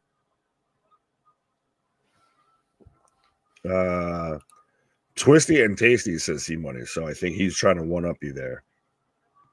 I like it. Twisty and Tasty and Twisty. MD, I see your comment, but for the sake of staying on YouTube, I'm not going to click on it. What did he say? I'm not going to read heavies, it. bro. A couple up. He's got the heavies, bro. Right. You just did the same thing I did. I shrugged my shoulders in disbelief of how stupid this is. Yeah, a little bit. Eric, what up? Sky Blue is so talented. Strap a rocket to her. Well, she's got a wagon, so you might have to strap 2 to her. strap on. Yeah. You can have that. That ain't what I'm mad at. But I like how she's gonna be Sky Purple, like Cloudy Day, Sky Boo, which I thought you kept calling her instead of Sky Blue, or it just became Sky Boo. Sky Blue. Sky Boo, because she's always Sky Boo. Now, how do you feel about Willow coming out and kind of siding, like telling Statlander to go away and kind of buddying up with this potentially heelish Sky Blue? I think she's just being babyface to be babyface. So let's all just get along. She's Willow the Pillow. She ain't out here to fucking ruffle feathers here. Well, you can't turn Willow. You can turn it over to the other side of the pillow, Willow. I thought it as as soon as he said that, I was like, "Oh my god, this man left me wide open for this shot." Austin Matthews just slapped that shit in. Speaking of Austin Matthews, well, it's funny because that's literally, by the way, fun facts. We still have like a whole conversation before we hit the live. That's all we were talking about was hockey before. Yeah, what's the score now? Update us. As I've got Suzuki just elbowing Jacob in the face right now, as I'm in commercial on Collision. NHL scores right now. The Maple Leafs are up 4-3 in the third. Oh, why do you? This is why I've halfway been saying, if I feel like I just need to become a Maple Leafs fan at this point, just A, because of you, and B, because like they are the Buffalo Bills of fucking hockey. Of even if they're supposed to win, they should sit there and like they still somehow it's always a close game. They're funny like that. Yeah, it's trying. You up 4-1 and you end up 4-3 right now. Were they up 4-1? Okay. They were up 4-1 when we went live, and now they've given up 2 goals in the time. 2 goals in you're cursing them. The Bruins are beating the Predators. Here comes Daniel Bryan. Red Wings are beating the Lightning. Good for them. Blackhawks are losing to the Canadiens. All right. Lots going on. Right. Willow and Sky Blue both got sprayed with the black mist. Did Willow? Did she? Yes. Oh. Yeah, but you can't turn all your baby faces to fucking heels. You can't. No one tells Tony Khan what to do. Like, you're going to have a faction of, like, Julia Hart, Sky Blue, and Willow? It's the nicest heel faction Call ever. Them the Craft. Call them the Craft. Yeah. That's 100% what that would be. But that's the thing is no one tells Tony Khan. No one puts baby in a corner. No one tells Tony Khan what to do. No one expects the Spanish Inquisition. No one expects the Khan Inquisition. Uh-oh. Got style pile driver on a Fatu as I've got the dragon coming out. 1, 2, 3, a Suzuki Holy win over shit! Jacob Fatu. What? Ladies and gentlemen, Suzuki beats and clean. Yeah. Clean as a referee whistle. Is Jacob Fatu wrapping it up? Yeah, are we like, is this goodbye? I mean, the bloodline's gotten interesting. Maybe they're willing to take a gamble on a guy like Jacob. Ooh, love the stickers. Jobson, thank you. She's got a carriage. I thought you were just going to completely skip by Alexis saying Toronto Maple who? Everyone's favorite regular season team. Buffalo Bills, my guy. I'm telling you, when you made the comparable, I'm like, oh, it hurts, but it's true. For the longest time, you were like I said, well, I think I've halfway made you a halfway Bills fan. I'm just, you constantly will send me shit. So I feel like I'm kind of like at least got to be a halfway Maple Leafs fan. Mm-hmm. It's the funniest thing with certain sports organizations of like, no matter how promising this looks, it's probably going to go sideways. It's probably going to get fucked. Hey, it's like AEW. And that's proof right there that we cheer for AEW is no matter how promising it looks, it will fuck up in the end. Well, we're getting respect between Fatu and Suzuki, by the way. This screams to me a little bit that Fatu is maybe on the back nine. Hey, the bloodline needs some reinforcements. By the way, got the red going on like Jimmy there. By the way, Jimmy's getting over with me acting like a clown, by the way. You really? A little bit. Like, especially Jimmy more over with you than Jay? Oh, I think Jay's doing great. Like, don't get me wrong. I don't think more over than Jay.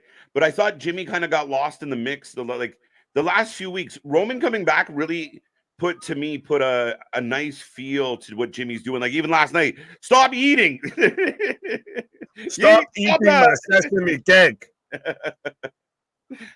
By the way, shout out to anyone who gets that reference. Go and watch the movie Congo. As this ring announcer, go you fine. This ring announcer for Collision right now. How you doing? I can't keep doing this though with fucking discount Conrad Thompson. Right there next to Stryker.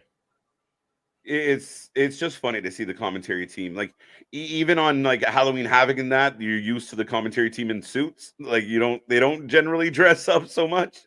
No, but I wouldn't mind it. I mean, well, you were talking about like the commentary teams for AEW and everything. Of you have a Nigel and a Kevin Kelly. Which, oh my god, that's Michael Cole and Michael Cole. Oh, we're fighting in the back of a fucking 18-wheeler now. I'm waiting for this thing to start rolling. We're gonna go fully to fucking Blacktop Bully and Dustin Rhodes here. We're gonna be on the road again. They're fucking fighting. All right. Oh. 5-3 as I don't know what Bertuzzi. But no, Tony Schiavone at this point has gone to the point of he's Renee Moxley good on commentary. It's just good there for ho ho ho. Yeah. Like just noises. You're not wrong. Oh, as we're getting a hype up video, fight for the glory for MLW, as we're still getting the intros for Christian Cage putting the TNT Championship on the line versus Bryan Danielson. So give us your predictions if you haven't done so already. Who you taking, sir? Christian can't lose that belt to anybody but Edge. Like, maybe weird that to Danielson, and then that gives him a reason to go after Edge if Edge costs him. Maybe I hate it. To me, the guy as the champ right now look like if he loses this tonight clean, like it's just a really good match, but he loses. And then he turns his attention to Edge, it would be like, I don't know. I don't love that. Plus, Christian's been so good. But I think that is a bit of the issue, though, with AEW is they kind of just always pivot when they don't need to pivot here. Like, the Adam Copeland, looming in the background is very much, what could decide this. Yeah. So you're not fully wrong with that. I think, though, they're really trying to get behind Danielson and make him like the figurehead of this show. So you could maybe do the Copeland story between the Edge and Christian story without the title. Okay. If Christian's going to lose it, then Edge has to play a factor. But that's why I think it could be a thing. I'll give you that. They can pull that through. I just think that that TNT title hasn't meant much until like I mean, Christian. we've got almost a half hour left of this show, so I think we could still see to where we get Lucha Kane, Luchasaurus involved, and then you get Adam Copeland that shows up, takes away that, and that's what sets Christian off. And maybe we even end tonight with Christian saying, "You know what? You're on, motherfucker." As we're still going on with this Falls Count Anywhere match, as we got a splash on the top rope for a 2 count. Falls Count Anywhere, and we end up back in the ring on a big splash. Now, is it weird though that if you're gonna do to where they've been fighting through the fucking crowd and everything, all of that, they've been fighting backstage, that you end it still back in the ring, or should have ended backstage or something, like ended up in the fucking Panama River like Al Snow and Big Boss Man? Right? Just keep going. Yeah, just keep going. End up like you said, have the truck drive away with them in the back. Yeah, seriously. But that would 100% be. That's the weird thing that you almost kind of miss. And if they could have almost done with the 24/7 title, is make it that hardcore division of to where you halfway like that, because they'd literally be fighting in the fucking concourse. Yeah. And, homie who's just buying his fucking popcorn and a Coke is all of a sudden, getting bumped into because Al Snow is taking a backdrop. Manders going for the pin. Those. Two count, as I've got Danielson with a bow and arrow chokehold there on Christian Cage. Solomon, good to see you. Thank you. And hopefully you're talking about us when you say it's great. We appreciate that. Is it weird that my brain just went, and I'm that much of like an old WCW nerd, went to with how we had the tag match that we had in the cage earlier with the electric fucking chair with Kevin Sullivan of Solomon, my son, with the Legion of Doom. Right. That was a roundabout fucking way to get. Yeah, I was like, are you sure this came to your brain? Because you're right, 100%. Like I've said before, my brain's like a lazy Susan. It'll get there eventually. I just wait it out sometimes. I'm just like, yeah, like I said, it'll get there. Go ahead. Christian Cage right now on the outside of the ring, regrouping himself. Pause. I still think Christian is diabolic for wearing a sleeveless turtleneck. Instant heel vibe. But it's so great as we've got just all of the fucking Fabergé fucking tombstones getting smashed over this man right now. These guys fully went to Spirit Halloween before this fucking show. Yeah. The problem is with light plastic is it's hard to swing convincingly hard. Yeah. You know what I mean? It catches the wind and it's it's too Just light. Ask Cora Jade with her paper mache skateboard. Double C for the win. Who? Christian Cage. There we go. I was like, what? Go ahead. No, you're good.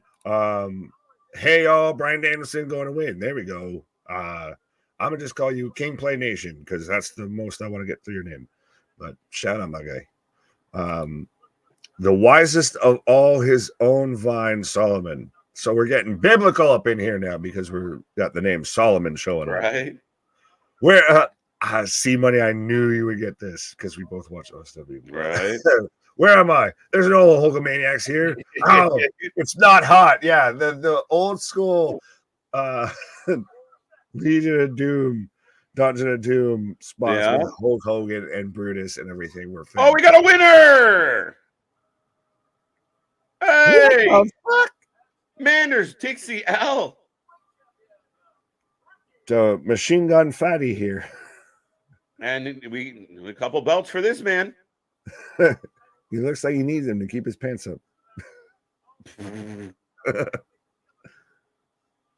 And so now Akira's getting in his face.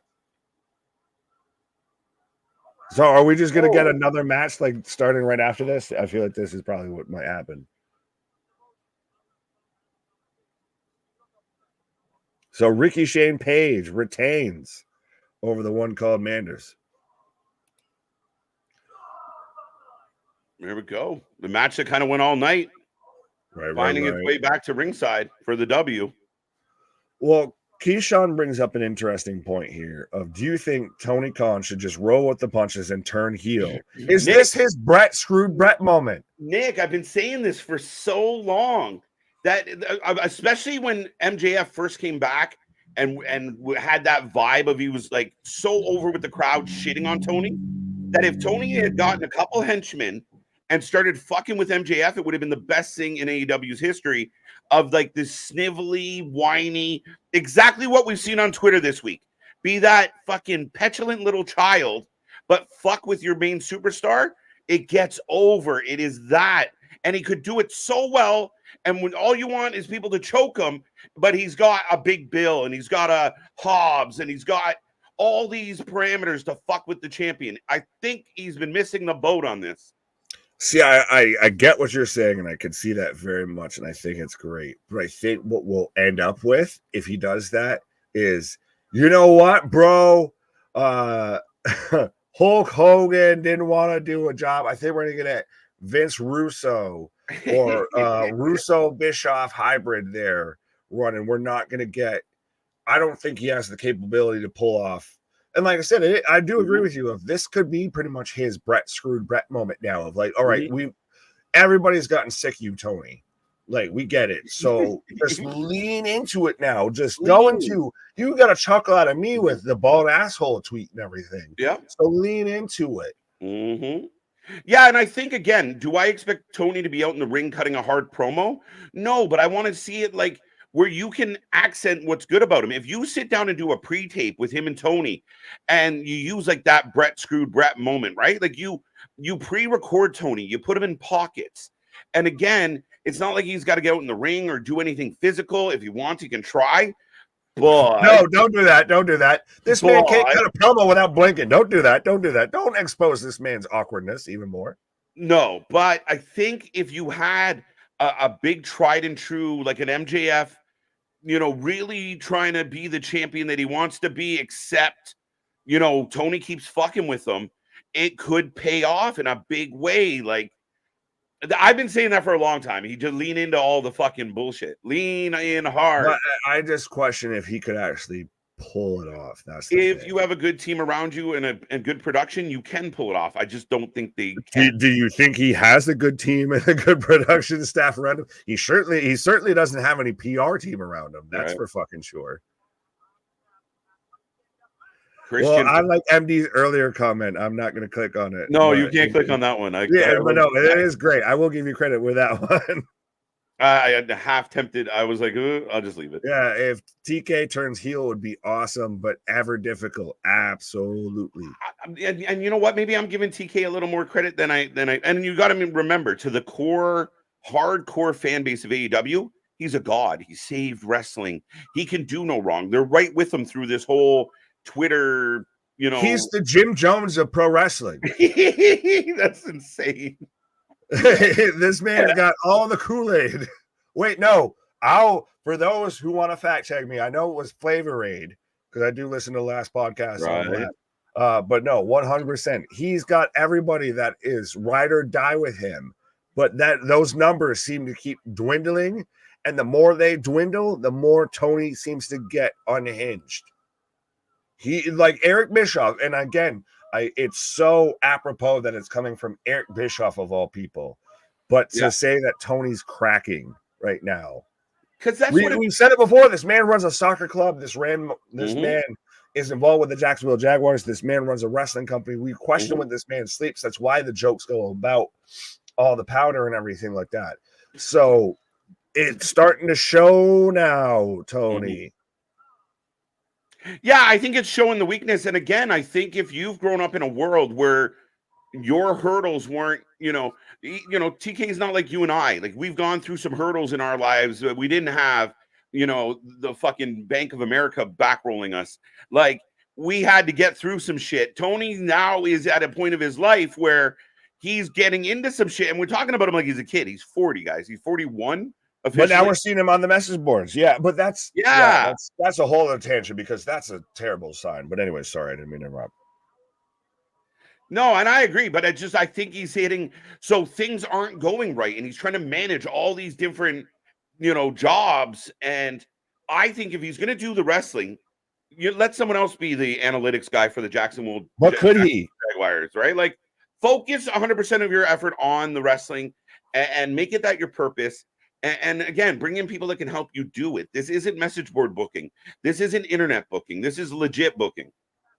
Tony Khan's really great if he had 2K23 and just played universe mode with creator wrestlers. That's Tony Khan's booking style. A little bit at times. And I mean, a lot of it at times. Right. Sup, KJ and Nick. Welcome back, Jason. That a very good point. Roman is losing it. I wonder if this leads to Roman build his own group because all his enemies are showing up on his show. Oh, you think like the bloodline and shit is slipping through his fingers, perhaps? Well, we've talked about it, or at least I know I've talked about it. If we got mercenaries or anything like that showed up, of like how we had Heyman in the corner of Braun Breaker. We see what could be maybe towards the back nine for Jacob Fatu and MLW. Mm-hmm. Maybe WWE takes a gamble there. Yeah.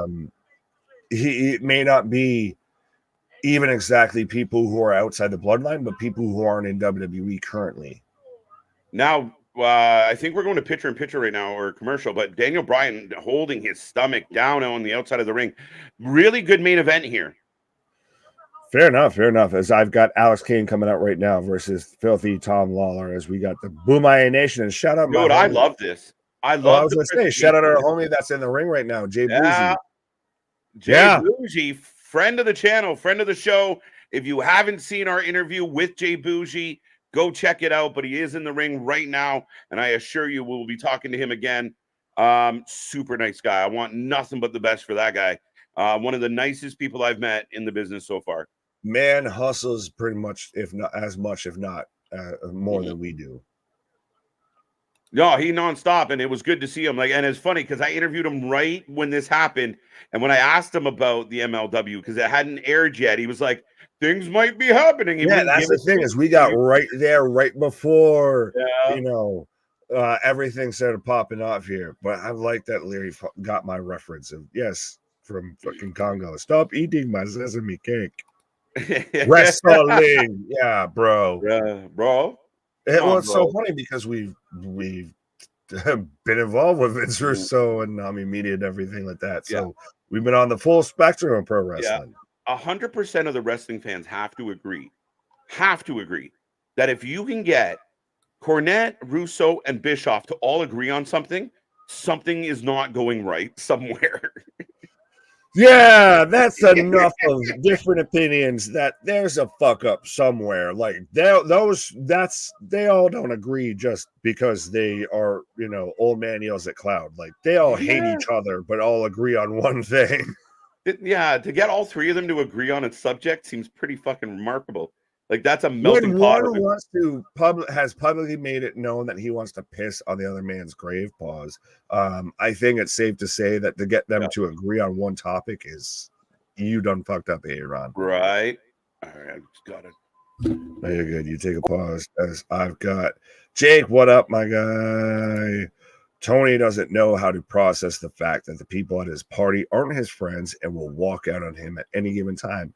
Yeah, a little bit, but also as long as he keeps paying them, they'll show up. So give me your predictions. Who you taking? Though we've still got Christian Cage versus Bryan Danielson going on right now. We're in picture in picture on that, and I've got Tom Lawler versus Alex Kane for the MLW Championship. And I believe there's a stipulation added to this match as well. Let me scroll down. No, it's just a World Heavyweight Championship match. Okay.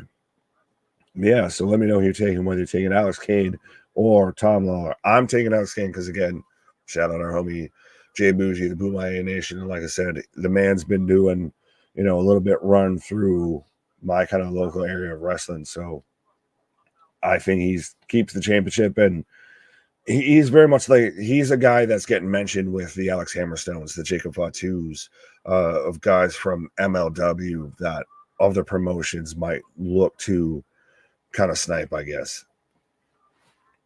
I hope AEW comes to Toronto in December for a pay-per-view and then announce a TV deal.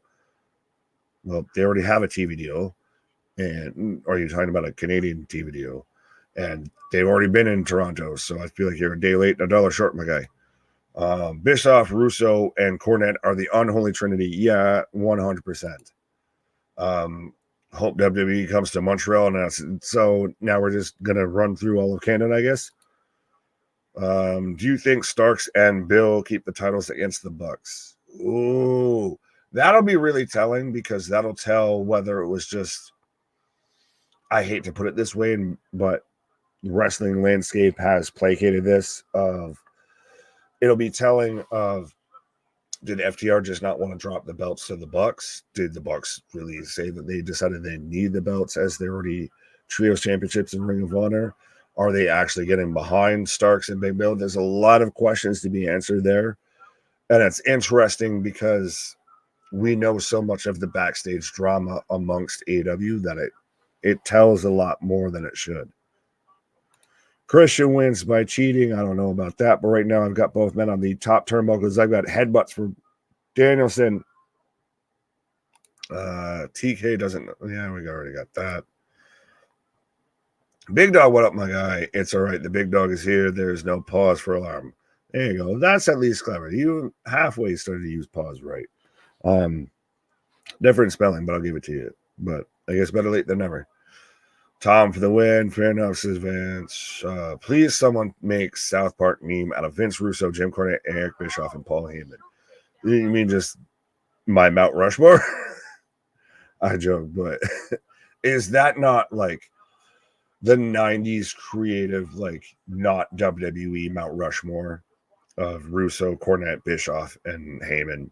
Honestly, Tony keeps killing Ricky Stark's pushes for real. Well, it could happen to the point to where he ends up in the other company, because there's obviously been reports out that WWE's interested in signing him when his contract runs out. So could it be that you're just there to do a job? You're here to, we're not going to put you over because I know you're going to leave me. I knew it was you, Fredo. I knew it was you all along. Moon sought out from Danielson, as I've got elbows back and forth between Kane and Lawler. So speaking of the able to my Kane, I guess. Yeah, there you go. So you're the evil one. I'm the good one. I don't know. We're gonna get biblical. They're all fucked if we're if I'm able. But you can be the Kane for sure. So I'll just start quoting Finger 11. What can I call now? Yo. Oh, I love it. Love it. Jim Cornette is a S-tier hater, and I love it. Haterade. But is he a hater, though? Like, I mean, here's the thing about Cornette, and I told this story before. For those who haven't heard this story, I started doing the Instagram. Way to sound old as shit right there. I know, right? I started doing the YouTube. I'm speaking to the older crowd right now. As was the style at the time. Okay, Abe Simpson. But I started like an Instagram page. I started doing YouTube in part because Jim Cornette was shitting on AEW so much. I thought, this man's ridiculous. But I have over the 2 years, started to see where when they do good, he kind of compliments them. The problem is he points out a lot of their flaws, and a lot of times he's not terribly inaccurate. He's the ultimate extreme to what we are. I would say that. And that's the thing, is we've dealt with it on both sides of, you say one thing negative about one company, you're a WWE show or a WWE bot. You say something about the other company and you're a Tony lover, you're an AW, mark, all of that. You can't, in 2023, you can't have an honest juxtaposition on either company without being called a mark for the other company. The tribalism runs that deep, and just there's enough of a vocal audience, right? To where MGS announced it and talking about it in post pay-per-view press conferences of how that 7%, we now know that figure because he had to talk about it. There is a vocal minority that if you go against what they believe, that you're just naturally in the wrong. We try to be the safe haven for that, but it does slip in every now and then. Yeah, being able to say, like, I mean, it's no different than watching your favorite sports team And you know what? Some weeks or some days they lay an egg, and you can We say, love "Wow, the Leafs and the Bills. I the Bills." almost said the Leafs and the Perfect we example. love the Leafs and the Bills, but there's plenty of times to where they just suck to suck at times. It just happens. As we're getting some yes kicks. I've got Lawler going for a 2 count. I know you read this while I took a little break there for a second, but yeah, big shout out to my fellow Canadians. Oh, I didn't know that was an actual thing of like that. It was a big issue. Oh no, where like AEW like or in Canada, got a TV deal in Canada. In Canada, they have a TV deal with TSN. Now TSN has 4 or 5 channels like ESPN, like you guys, like the Ocho. Same, yeah, we get that too. We hijacked it apparently. But the thing with Canada is, so like for tonight, I could not watch the wrestling on just standard cable. You have to have a subscription to TSN Plus. Oh, so I'm like, I have it, but if you're just running off your snow, yeah, and it gets bumped a lot for hockey, CFL, a whole lot of things. If you think TBS bumps them a lot, the Canadians, nope. Fair enough. So I guess good on you then. 100%. I guess I've been spoiled with the riches here. I guess I can take being behind the times a bit. Speaking of behind the times, Jim Cornette tells the truth how he sees it. That's fair. Well, it's very much how like I mentioned it last night, to where people tease the idea of Eric Bishop. Sorry. Unprettier. And he kicked out. I've got a big chop from Lawler here. But how Bully pitched the idea, or somebody pitched the idea of Eric Bischoff and Bully having a podcast together. And even Bully said the wrestling community can't take that much truth right now. Right. We used to call nickels bumblebees 5 Bs for a quarter. You'd say so. So I tied an onion to my belt. It's so funny because I knew 100% when you started to read that where it was going, and I didn't even mean it, but it's so fitting because that just fits with what I said with you before is, Abe Simpson, as was the style at the time. Well played, C Money. Halfway through that, I was like, "Where? Oh, yeah. Sabres 3, Islanders 2. I guess woo. There you go. We got 2 really great matches going on, by the way, folks. As right now, the LaBelle Lock is on Christian. A lot of near falls here. Great match between the two. And the MLW. Christian just did a buckle for me. Running me. As I've got Alex Kane with a diving splash and the turnbuckle on Tommy Lawler. Cornette is spot on. He just adds personal attacks with the facts. Well, yeah, I mean, again, he's abrasive. He's always been abrasive. He's controversial. His shit is real. His shit is raw. His shit is yeah. I know people think he's doing a shtick, but no. I mean, even the stories he tells about his landscapers, you could see him coming out and being a complete dick. Like, that's him. Yeah, sometimes it's just that person turned to 11. He doesn't come over, but these go to 11. That's us, but these go to 11. Nick. Right now, Dana says reaching for a LaBelle Lock as I've got Kane getting to his feet. I don't like groupthink. Wait till the end. It's coming. Fair enough. Well, I like this. Maple laughs. Heard that so many times, eh? That's how it's fucking him up when they brought the Ultimate Canadian out of. He actually dropped an A.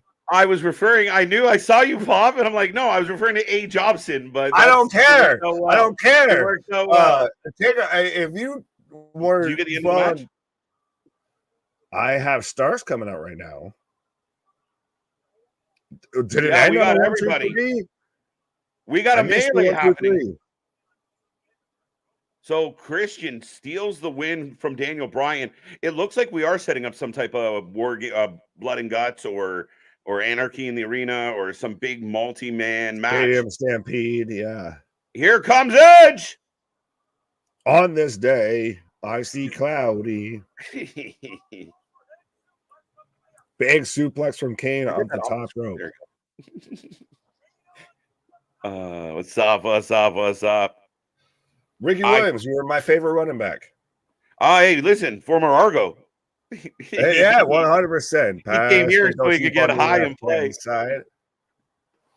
What's that? I was just doing a pass the don't cheap on the left hand. Yeah, side. he came to Canada so he could keep smoking. Oh yeah, I know, 100%. Yeah, that's how I learned about like the CFL is when Ricky Williams became a Toronto Argonaut. Dude, we were like, Ricky's gonna kill the league. He did not. He did not. No, he just smoked all your grass. So yeah, this show's coming to an end here. Collision wrapping up with a collection of baby faces surrounding Nick Wayne. But is it just weird though that it's not like they're brawling, they're fighting? It's not chaos and calamity. It's like slow and calculated. It's all just all right. We're hit a move here, we hit a punches here. Like there's no brawl. It's a little bit better in the sense of it was very centralized to the ring. You take out the heel faction, they roll out. If they were just brawling right now to end the show, folks, we gotta go off the air. These men are still keep fighting. I think and then you release a digital exclusive of how it ends.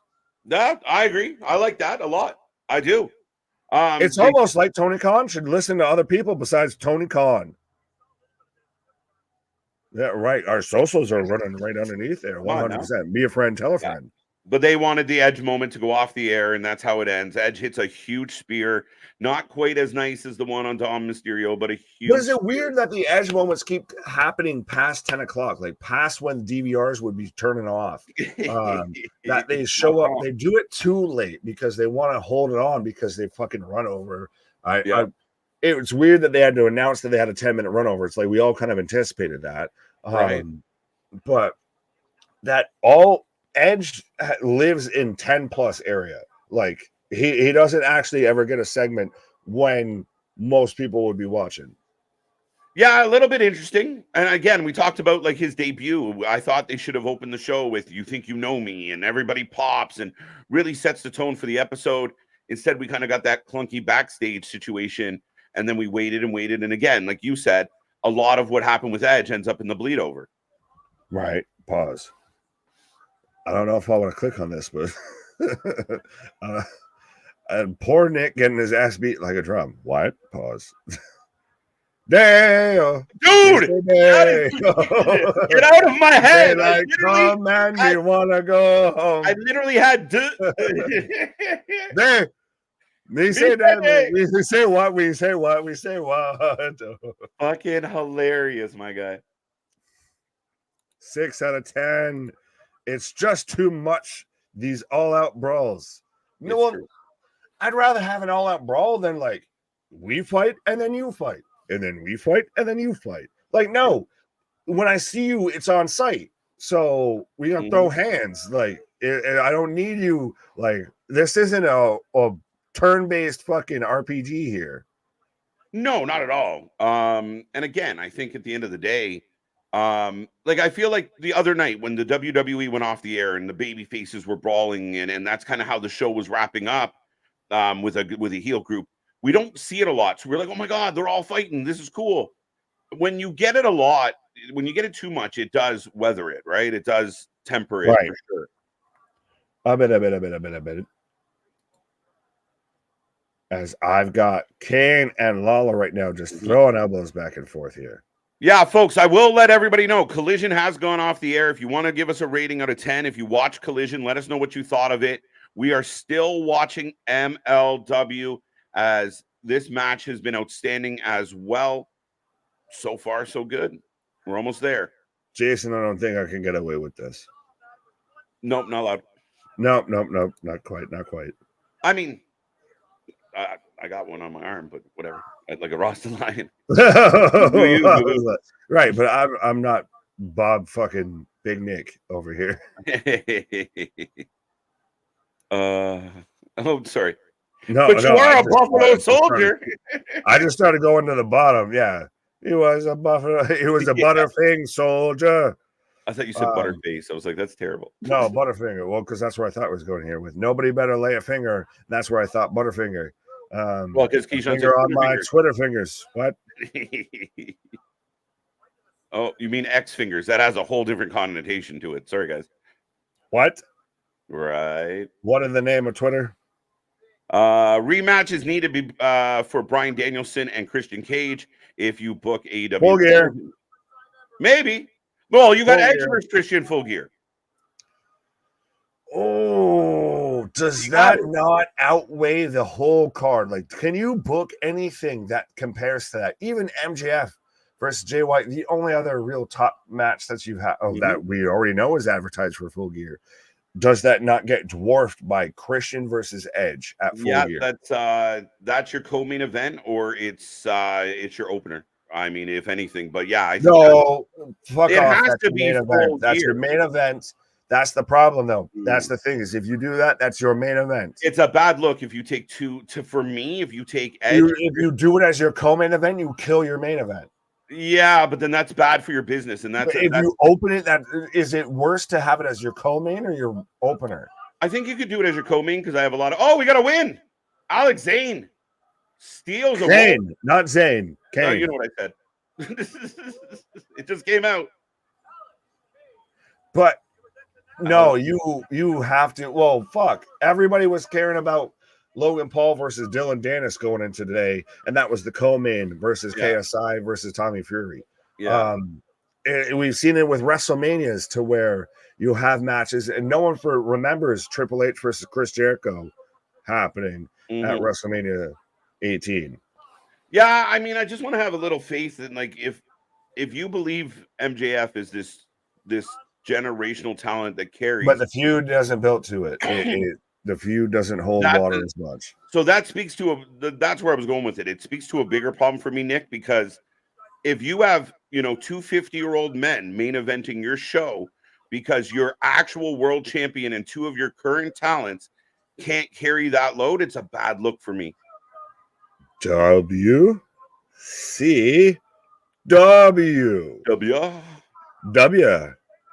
Like our former president, W. Yeah, 100%.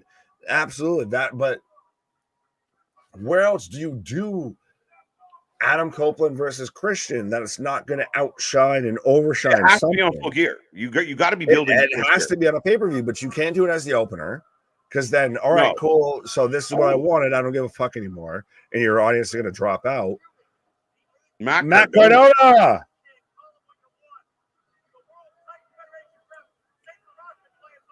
Who in the roly-poly-oly is coming up with him? I don't know.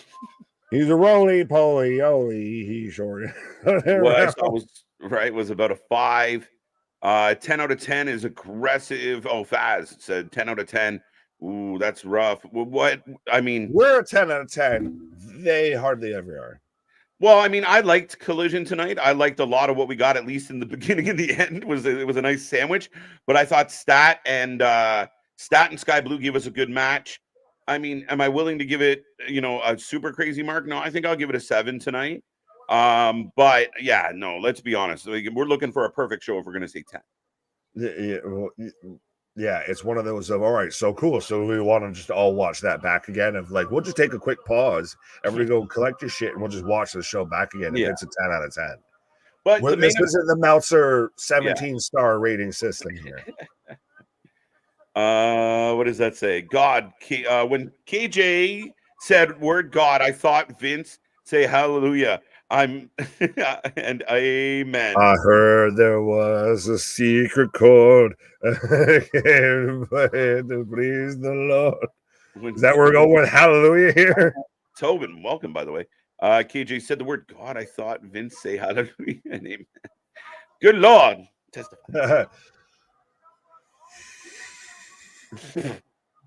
Sorry, that kind of broke me for a minute. My brain overloaded of which joke do we make now? There's too many gimmicks. Let's run. It's one of those, literally, the personality ran to the forefront. Chair shot. Oh, Cardona getting into it with Alex. So we've got Cardona and Tommy Lawler teaming up, taking on here the Boomaya Nation. Yeah, here we go. What happened to all the people they came out with?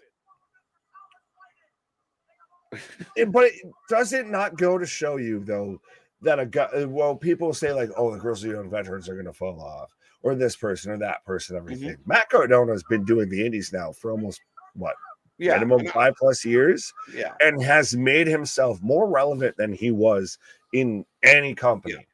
But I think that's the recipe, and I think it's not everybody can pull it off.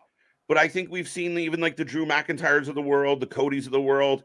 You go away from the WWE. You get to be yourself. You get to kind of show them what you wanted your vision of you to be. And if you do well, they'll bring you back. Vince talked about it on his interview with McAfee. Yep. Well, I'm an asshole then. And well, if they go out and they get themselves over and we sign them back, then it is what it is, pal. Yeah, and truthfully, Nick, you can't have a big chunk of your roster on your weekly TV program trying to figure it out. You know what I mean? Like, you kind of got to get to that point when they're highlighting people that have figured it out and that they just want to either push or, they want to prop up. Yeah. But that is the end of the second show, folks. That's right. If you're just tuning in, we covered 2 shows tonight. If you want to give us a rating on MLW, if you watched it, let us know what you thought of MLW tonight. Not bad. It was chaotic. I was going to say, if you watched us, let us know what you give a thought about us tonight and everything. But would you say, so better out of the 2 shows, MLW or Collision? Not a specific rating, just which out of the 2 shows would you say it was the better one? Matthew, hi. Awkward. Yeah. What's up, Matthew? This man looks like he is fully strapped on and strapped in his profile picture. If you look up strapped on and if you looked up strapped on and strapped in the definition, you're gonna see Matthew's picture 100% right there. I want Matthew's face on a t-shirt that says strapped on and strap in. We can make that happen. We do have a merch store. We do. That's funny as hell. Welcome, Matthew. But yeah, Mr. Beer, you can have that. I might be mad at it. You're back to your question. Again, it's tricky when you're doing this and watching both shows. It's tricky to Rocco Ron to Rocco Ron. That's right on time. Right. I think overall, and based on what I'm maybe more invested in, I thought Collision was a little bit better overall. MLW was good. It was chaotic. It is MLW. Like, I mean, the opening match was fun. It's not a bad show. They're kind of neck and neck. I could give that a 7 as well. If I'm going to go back and rewatch anything right now, and this could be just, it is the first time we've really watched, I know at least, I think us, the 2 of us, have watched an MLW show together and everything, especially more of like their premium live event.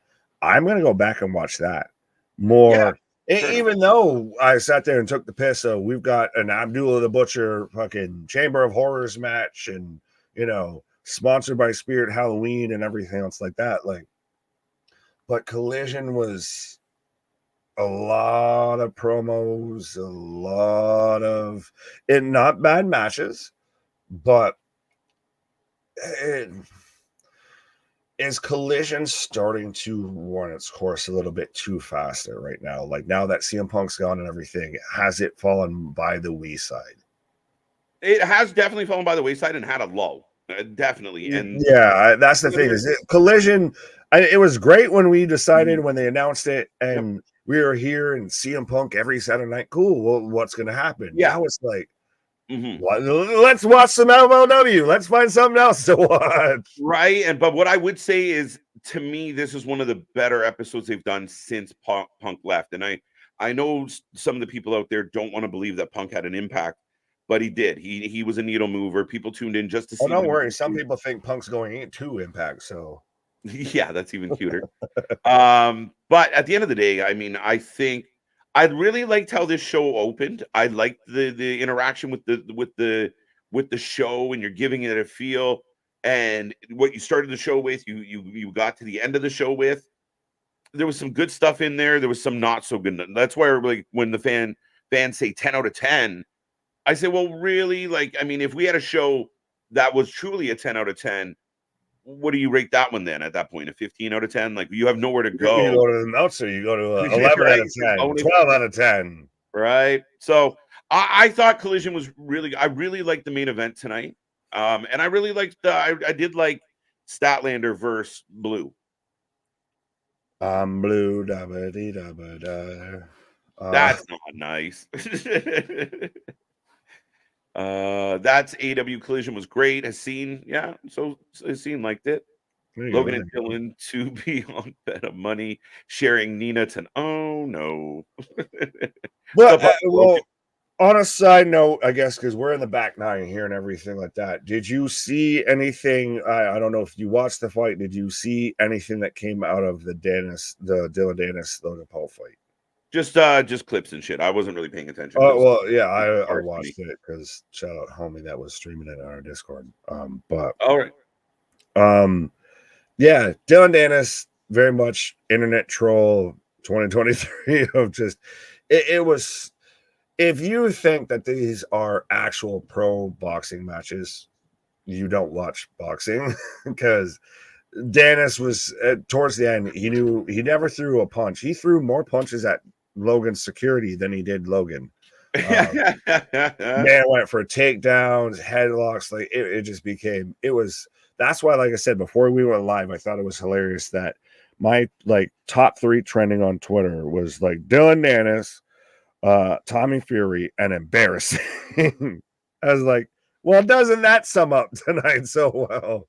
Yeah, like I mean, and at the end of the day, I think I think that's why I avoided it, because it's just I got shit to do. We're trying to keep our own shit going. I catch bits and pieces of it, but I mean, it's such a farce. It seems like such a bullshit thing.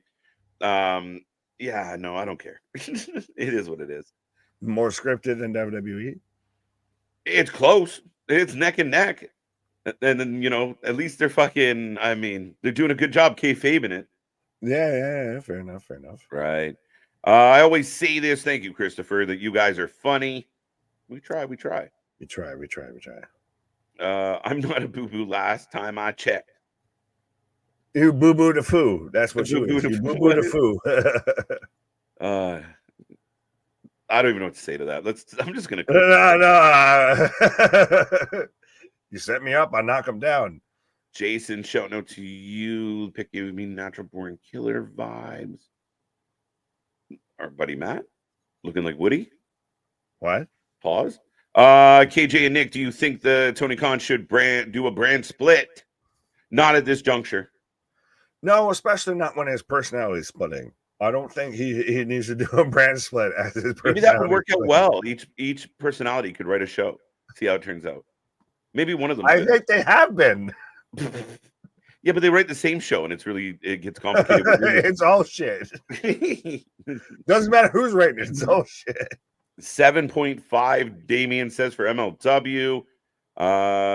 Cake and vitamin pause. It's a perfect pause. Is this the end of Jacob Fatu and MLW? We talked about this. Kyle, welcome. Nick, we kind of felt like that had that vibe. Absolutely, very much. Especially he's giving praise to Suzuki, and he does the job pretty cleanly too. Mm-hmm. Like you expected it to be a war of attrition between those two, and it was pretty much just God style pile driver 1, 2, 3. There we go. And Jacob's out there. We're not worthy. Listen, I mean, again, if there's somehow some way that Jacob could end up in a WWE ring, it's going to be epic. It's going to be very huge. Again, the lineage. But will they know who he is? They won't initially. It's like Nick Aldis, right? Like they're not going to know him. More people, I think, would know Nick Aldis before they know Jacob Fatu. Ooh, it might be neck and neck, right? Because Aldis was doing that might be neck and neck. Cody Rhodes, that big feud. Country Road, take me home to the place. But either way, I think him coming in and being introduced as a member of the Samoan lineage, I think that plays so well. And if he tries to hijack the bloodline or just joins it, he's an impact player. I think to guys like us, it'll be amazing. I think to your casual viewer, even more than with Nick Aldis, it'll be that Conor McGregor of who the fuck is that guy? Oh yeah, no, I don't think initially. I just mean as far as once he gets into the storylines, once he gets written in, I think he would get over huge. I think he'd be a big deal. He'd be huge for them. I don't expect the oh my god, Jacob's here. I think we would just fucking die about it. We're gonna just get huge. Oh, well, you don't want to talk about Libro Max. I love these vids. Appreciate you, my guy. Right. KJ Nick, who you like to see be CJ Perry hired since Miro destroy action. Me not say full words, me say half words, me say some words because big words confuse brain. But should it not be Miro? Can she just not work with Miro? Well, she was going to be involved with Action Andretti, and Miro just said, "I'm gonna snatch the fucking soul out you like Shang Tsung here." If Miro goes public with that message of beware, does anyone go near CJ Perry with a 10-foot pole? Fuck that shit. Right, but it's awkward of like, dude, that's your wife. Like, so why don't you just be with her? Versus you're like, no one can have her but me. So why aren't you with her? Well, she's the devil. Like, y'all just need to work your shit out in private then. Right. Well, not to be super nerdy about the whole situation, but so what is the home life like? Like, are they living together? Has he moved out? Is he living on the beach? Jada Pinkett, Will Smith. Right. Right. Like, 100%. What is happening? So is Action Andretti August? Right. Oh, almost. If you know, you know. What head looks smart? One of us is gonna get slapped upside the head. Keep my wife's name out your mother whatting mouth. No, that's funny. Choked on my smoke. Like I said, big things popping. Like a 19th century box. Sorry, I'm like a 19th century boxer. Takes all comers. Or you could say Jada. Pause. All comers. Pause. Brand split. Tony Khan feared for his life when he had a banana split. Yes. Touche. Tabernacle. 6.5 for Collision. Damn, Austin Matthews went off tonight. Hat trick, part deux. Part deux. It's amazing. Don't fuck with me. Well, I got a team of prima donnas. Matthews is going for that rocket. That's what he wants. He wants. I got Matthews. I got Crosby, and I think overall, all the divas. You know what's good for you is I think Matthews had a really good year last year, but his he wasn't in the top 5. You know, like he's prolific, but a lot of guys had really big years. I think he wants to get back up in that upper echelon, right? And this has been Hockey Talk with KJ White. The Coach's Corner moment. Don't worry. Trust me. We've already talked about it. There will be a time to where we're here watching a Maple Leafs game fully. Absolutely. I mean, like with guys, come back. I mean, we did the Super Bowl party last year. We'll do it again next year. Good times. This Good year. Times we had. This year, not next year. This year. Well, counting. I know what you meant. Fuck it. God damn it. It's too late at night for that shit. We're live, damn it. Can you imagine Jacob Fatu and Solo Sokoa becoming a team? Like the fucking SWAT team. The Samoan SWAT team, part 2. Samoan SWAT team and them and Jimmy. Yeah. But that's the thing is it would become a lot of just hired goons behind Roman. But that's, I mean, yeah, kind of. But then eventually Jacob turns on Roman. Hey, wait a minute. Like, I came here to help you. You think that they're going to bring in Jacob and Jacob's the one over Dwayne, over Cody? Well, if you don't have Dwayne, I mean, Dwayne's a bit of an outlier. Cody? Well, I mean, could Jacob be part of why the downfall? Could it all break down? That was Jimmy. That was Jay. We've been there. We run that back. Well, he's going to lose that belt, so there's got to be a story. And Paul Heyman's going to give us, like I said, our trading day, like our we're really going to fucking dig into this. Like, he's eventually going to lose the belt. He's going to lose his family. He's going to go away for a while. Like, it's coming. Yeah. Well, I don't mind the idea of Jacob. I think he's supremely talented. His extracurricular activities are debatable, but yeah. Interesting. But it'd be very interesting and to see, like, that's the thing is that you mentioned that Jacob and Roman could be a thing, even if it's not Atomania or anything, if it's you know, the next equivalent to a Fastlane or something like that.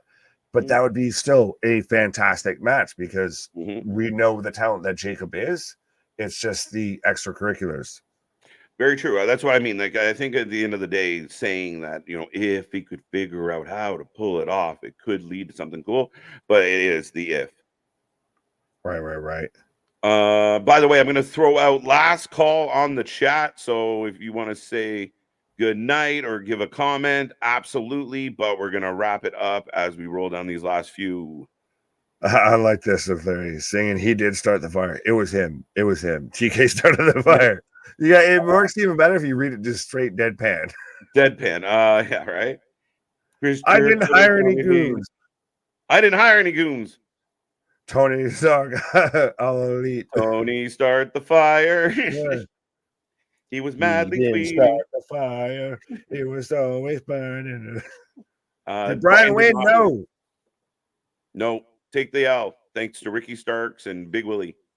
I can't. No. We've mentioned way too much of the Smiths right now. Yeah, how did this happen? Less Shrek, more. She's got a bald head and she's a bald asshole, like Tony Khan mentioned. That is the example of what's all around goes around. What's all around comes around. Right. I can't afford goons. I only have thugs. All right. Tony Khan obviously doesn't like to think it gives him hemorrhoids. Oh, that's listen, I think his heart's in the right place, guys. I just think he doesn't have the greatest of people skills, and he's a good guy. He seems nice. Tony Khan or Big Dog? Well, Big Dog too. He seems nice. But I mean, again, what? That's a weird transition to make there. What are you talking about? No, CM Punk was supposed to mean no drama. Well, I mean, yeah. Some fans have said the drama's been minimal. And the Kool-Aid's been heavy. I mean, nobody's been punched in the face, bit, or hit by a chair. So, I mean, they got that going for them. Because they can't swing a chair. Because they can't fucking lift it.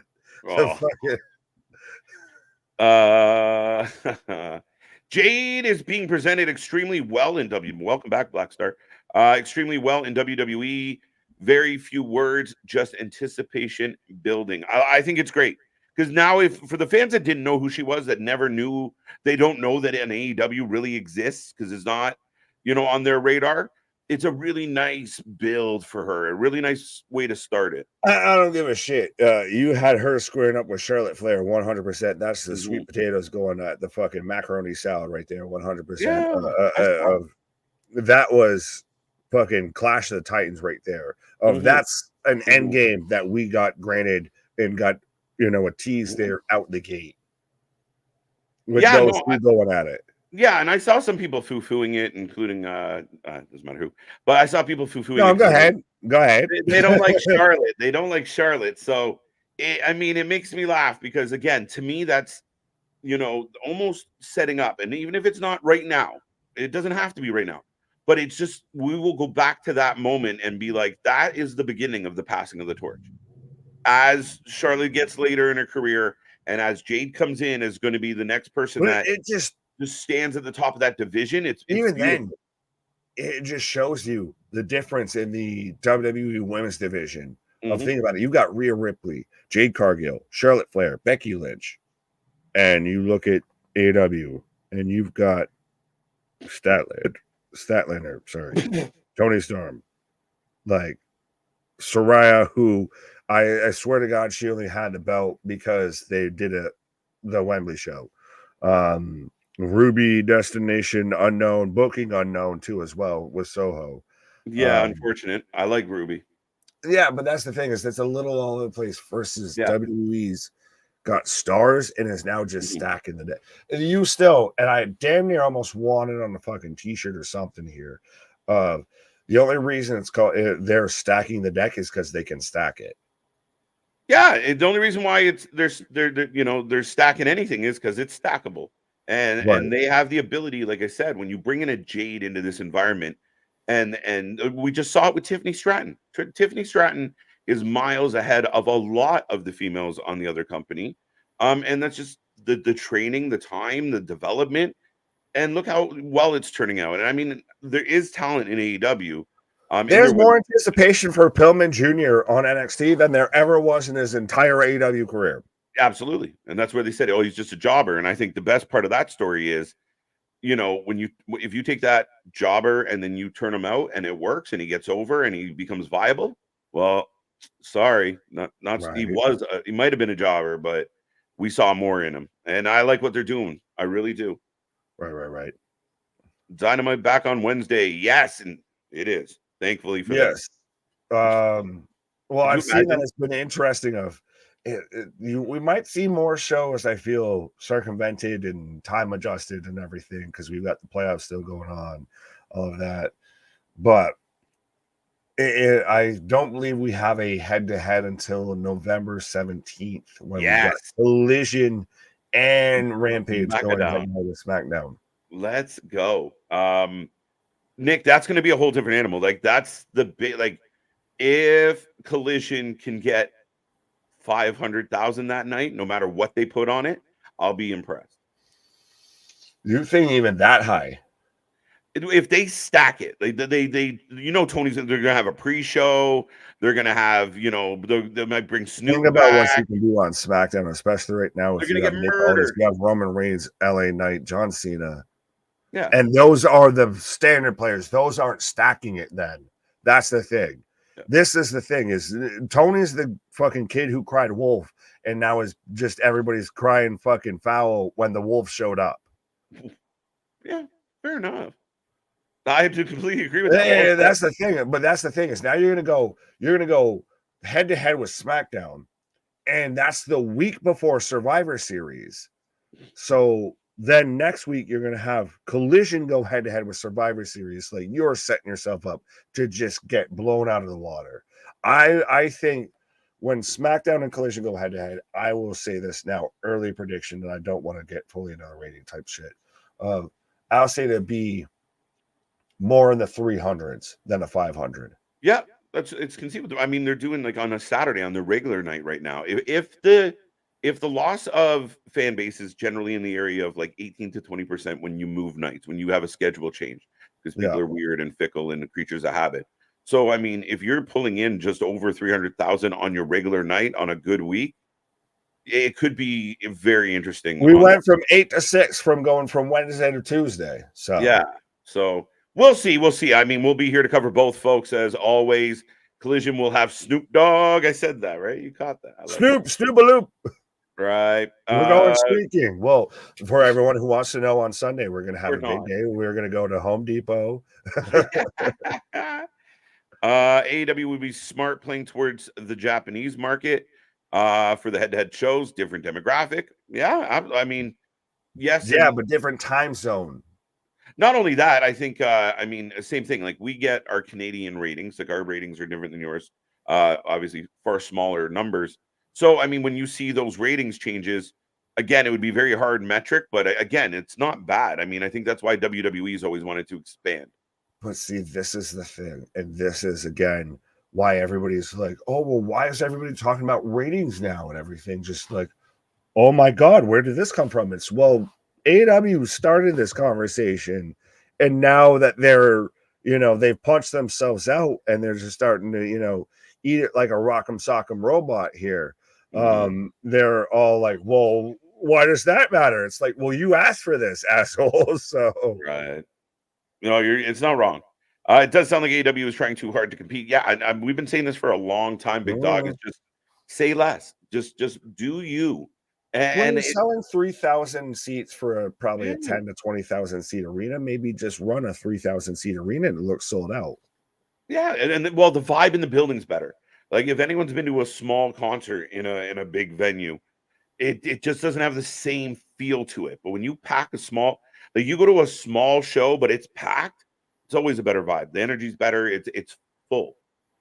Right. Does Tony Khan become desperate and throw money at Punk to show up? I don't think so. No. But Goldberg, Ryback, maybe, like, he might dig the bottom of this fucking barrel.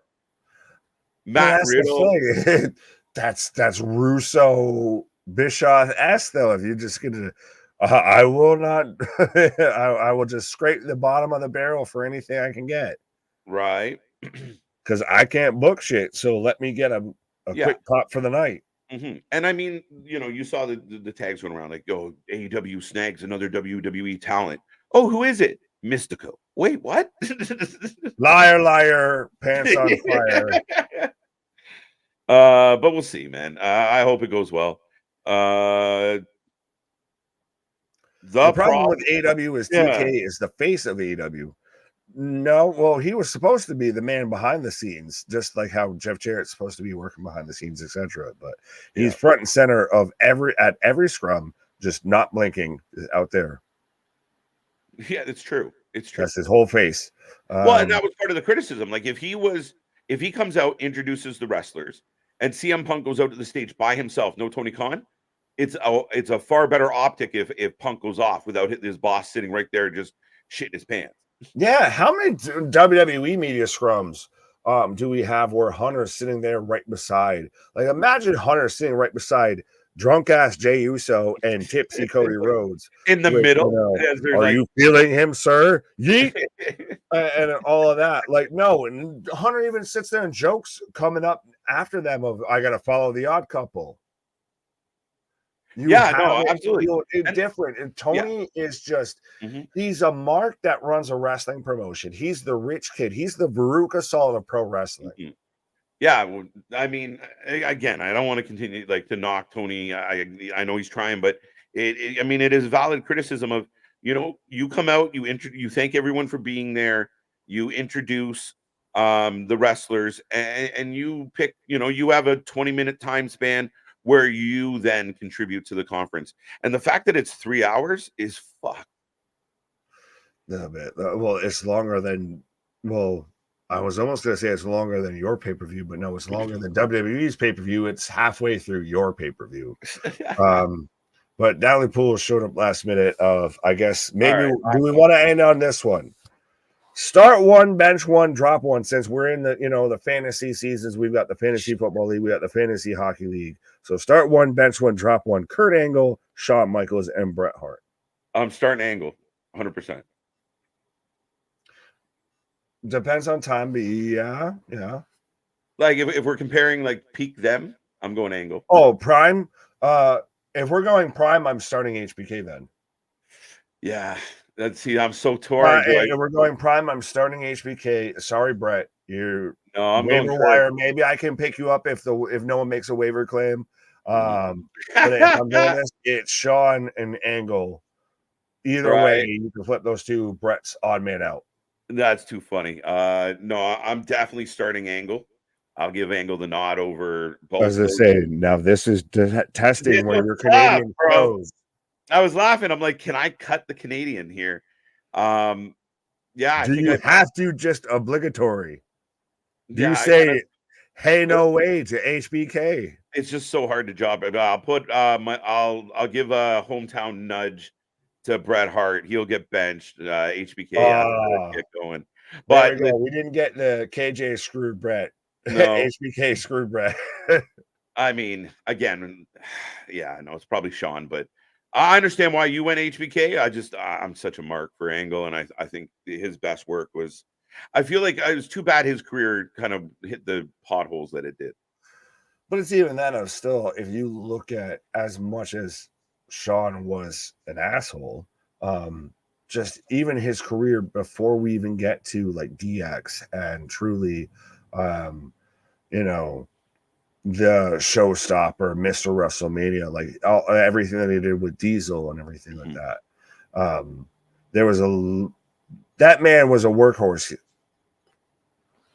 Yeah, and Dave's got an interesting one as far as Jey Uso being inebriated. A dude has multiple DUIs on his record, bad optics. The man was sitting at a press conference. The man wasn't sitting at a traffic light. And again, no one's confirmed that he was indeed, like, they made jokes, but you saw him on Monday clowning around the very same fashion, right? So yeah, he definitely Cody got a bus. Cody got a bus. And I get it. The guy, he has a track record, but as long as the picture isn't of him driving, we're good. Yeah, that's just, you're reaching to find something to be Yeah, it was fun. I thought it was awesome. Yeah, I mean, there's far worse optics in wrestling over the last little bit here. Are you feeling him, sir? I don't want to. I like Dally-Pool. I love the beards. Where was that? Oh. Thank you. All right, folks. Where you got to tap out. Speaking of Kurt Angle, I'm starting Kurt, bench Sean. Wait, starting Kurt, bench Sean, cutting Kurt because of neck issues. Wait. So you started him and cut him? Where'd Brett go in this? That's just false hope, buddy. That's not nice. So Larry, Jeff Hardy had multiple. Yeah. Peace. Wild card, Mary Kids, Prime, Sunny, China, or Sable. Are we going off of current involvement? Yeah, this isn't a win. I don't want any of this. Can I say just pass? Yeah, we can't end on like, yeah, I don't win. Yeah, we're just like, no, there's too much baggage there. And best case I could win there is Sable, and then I've got ex-husband Brock Lesnar fucking you got King Kong chasing you for fucking family Christmas and shit. Yeah, how am I going to act more alpha than Brock Lesnar? That's the stepdads I want to see is Nick with Sable and Brock Lesnar coming home.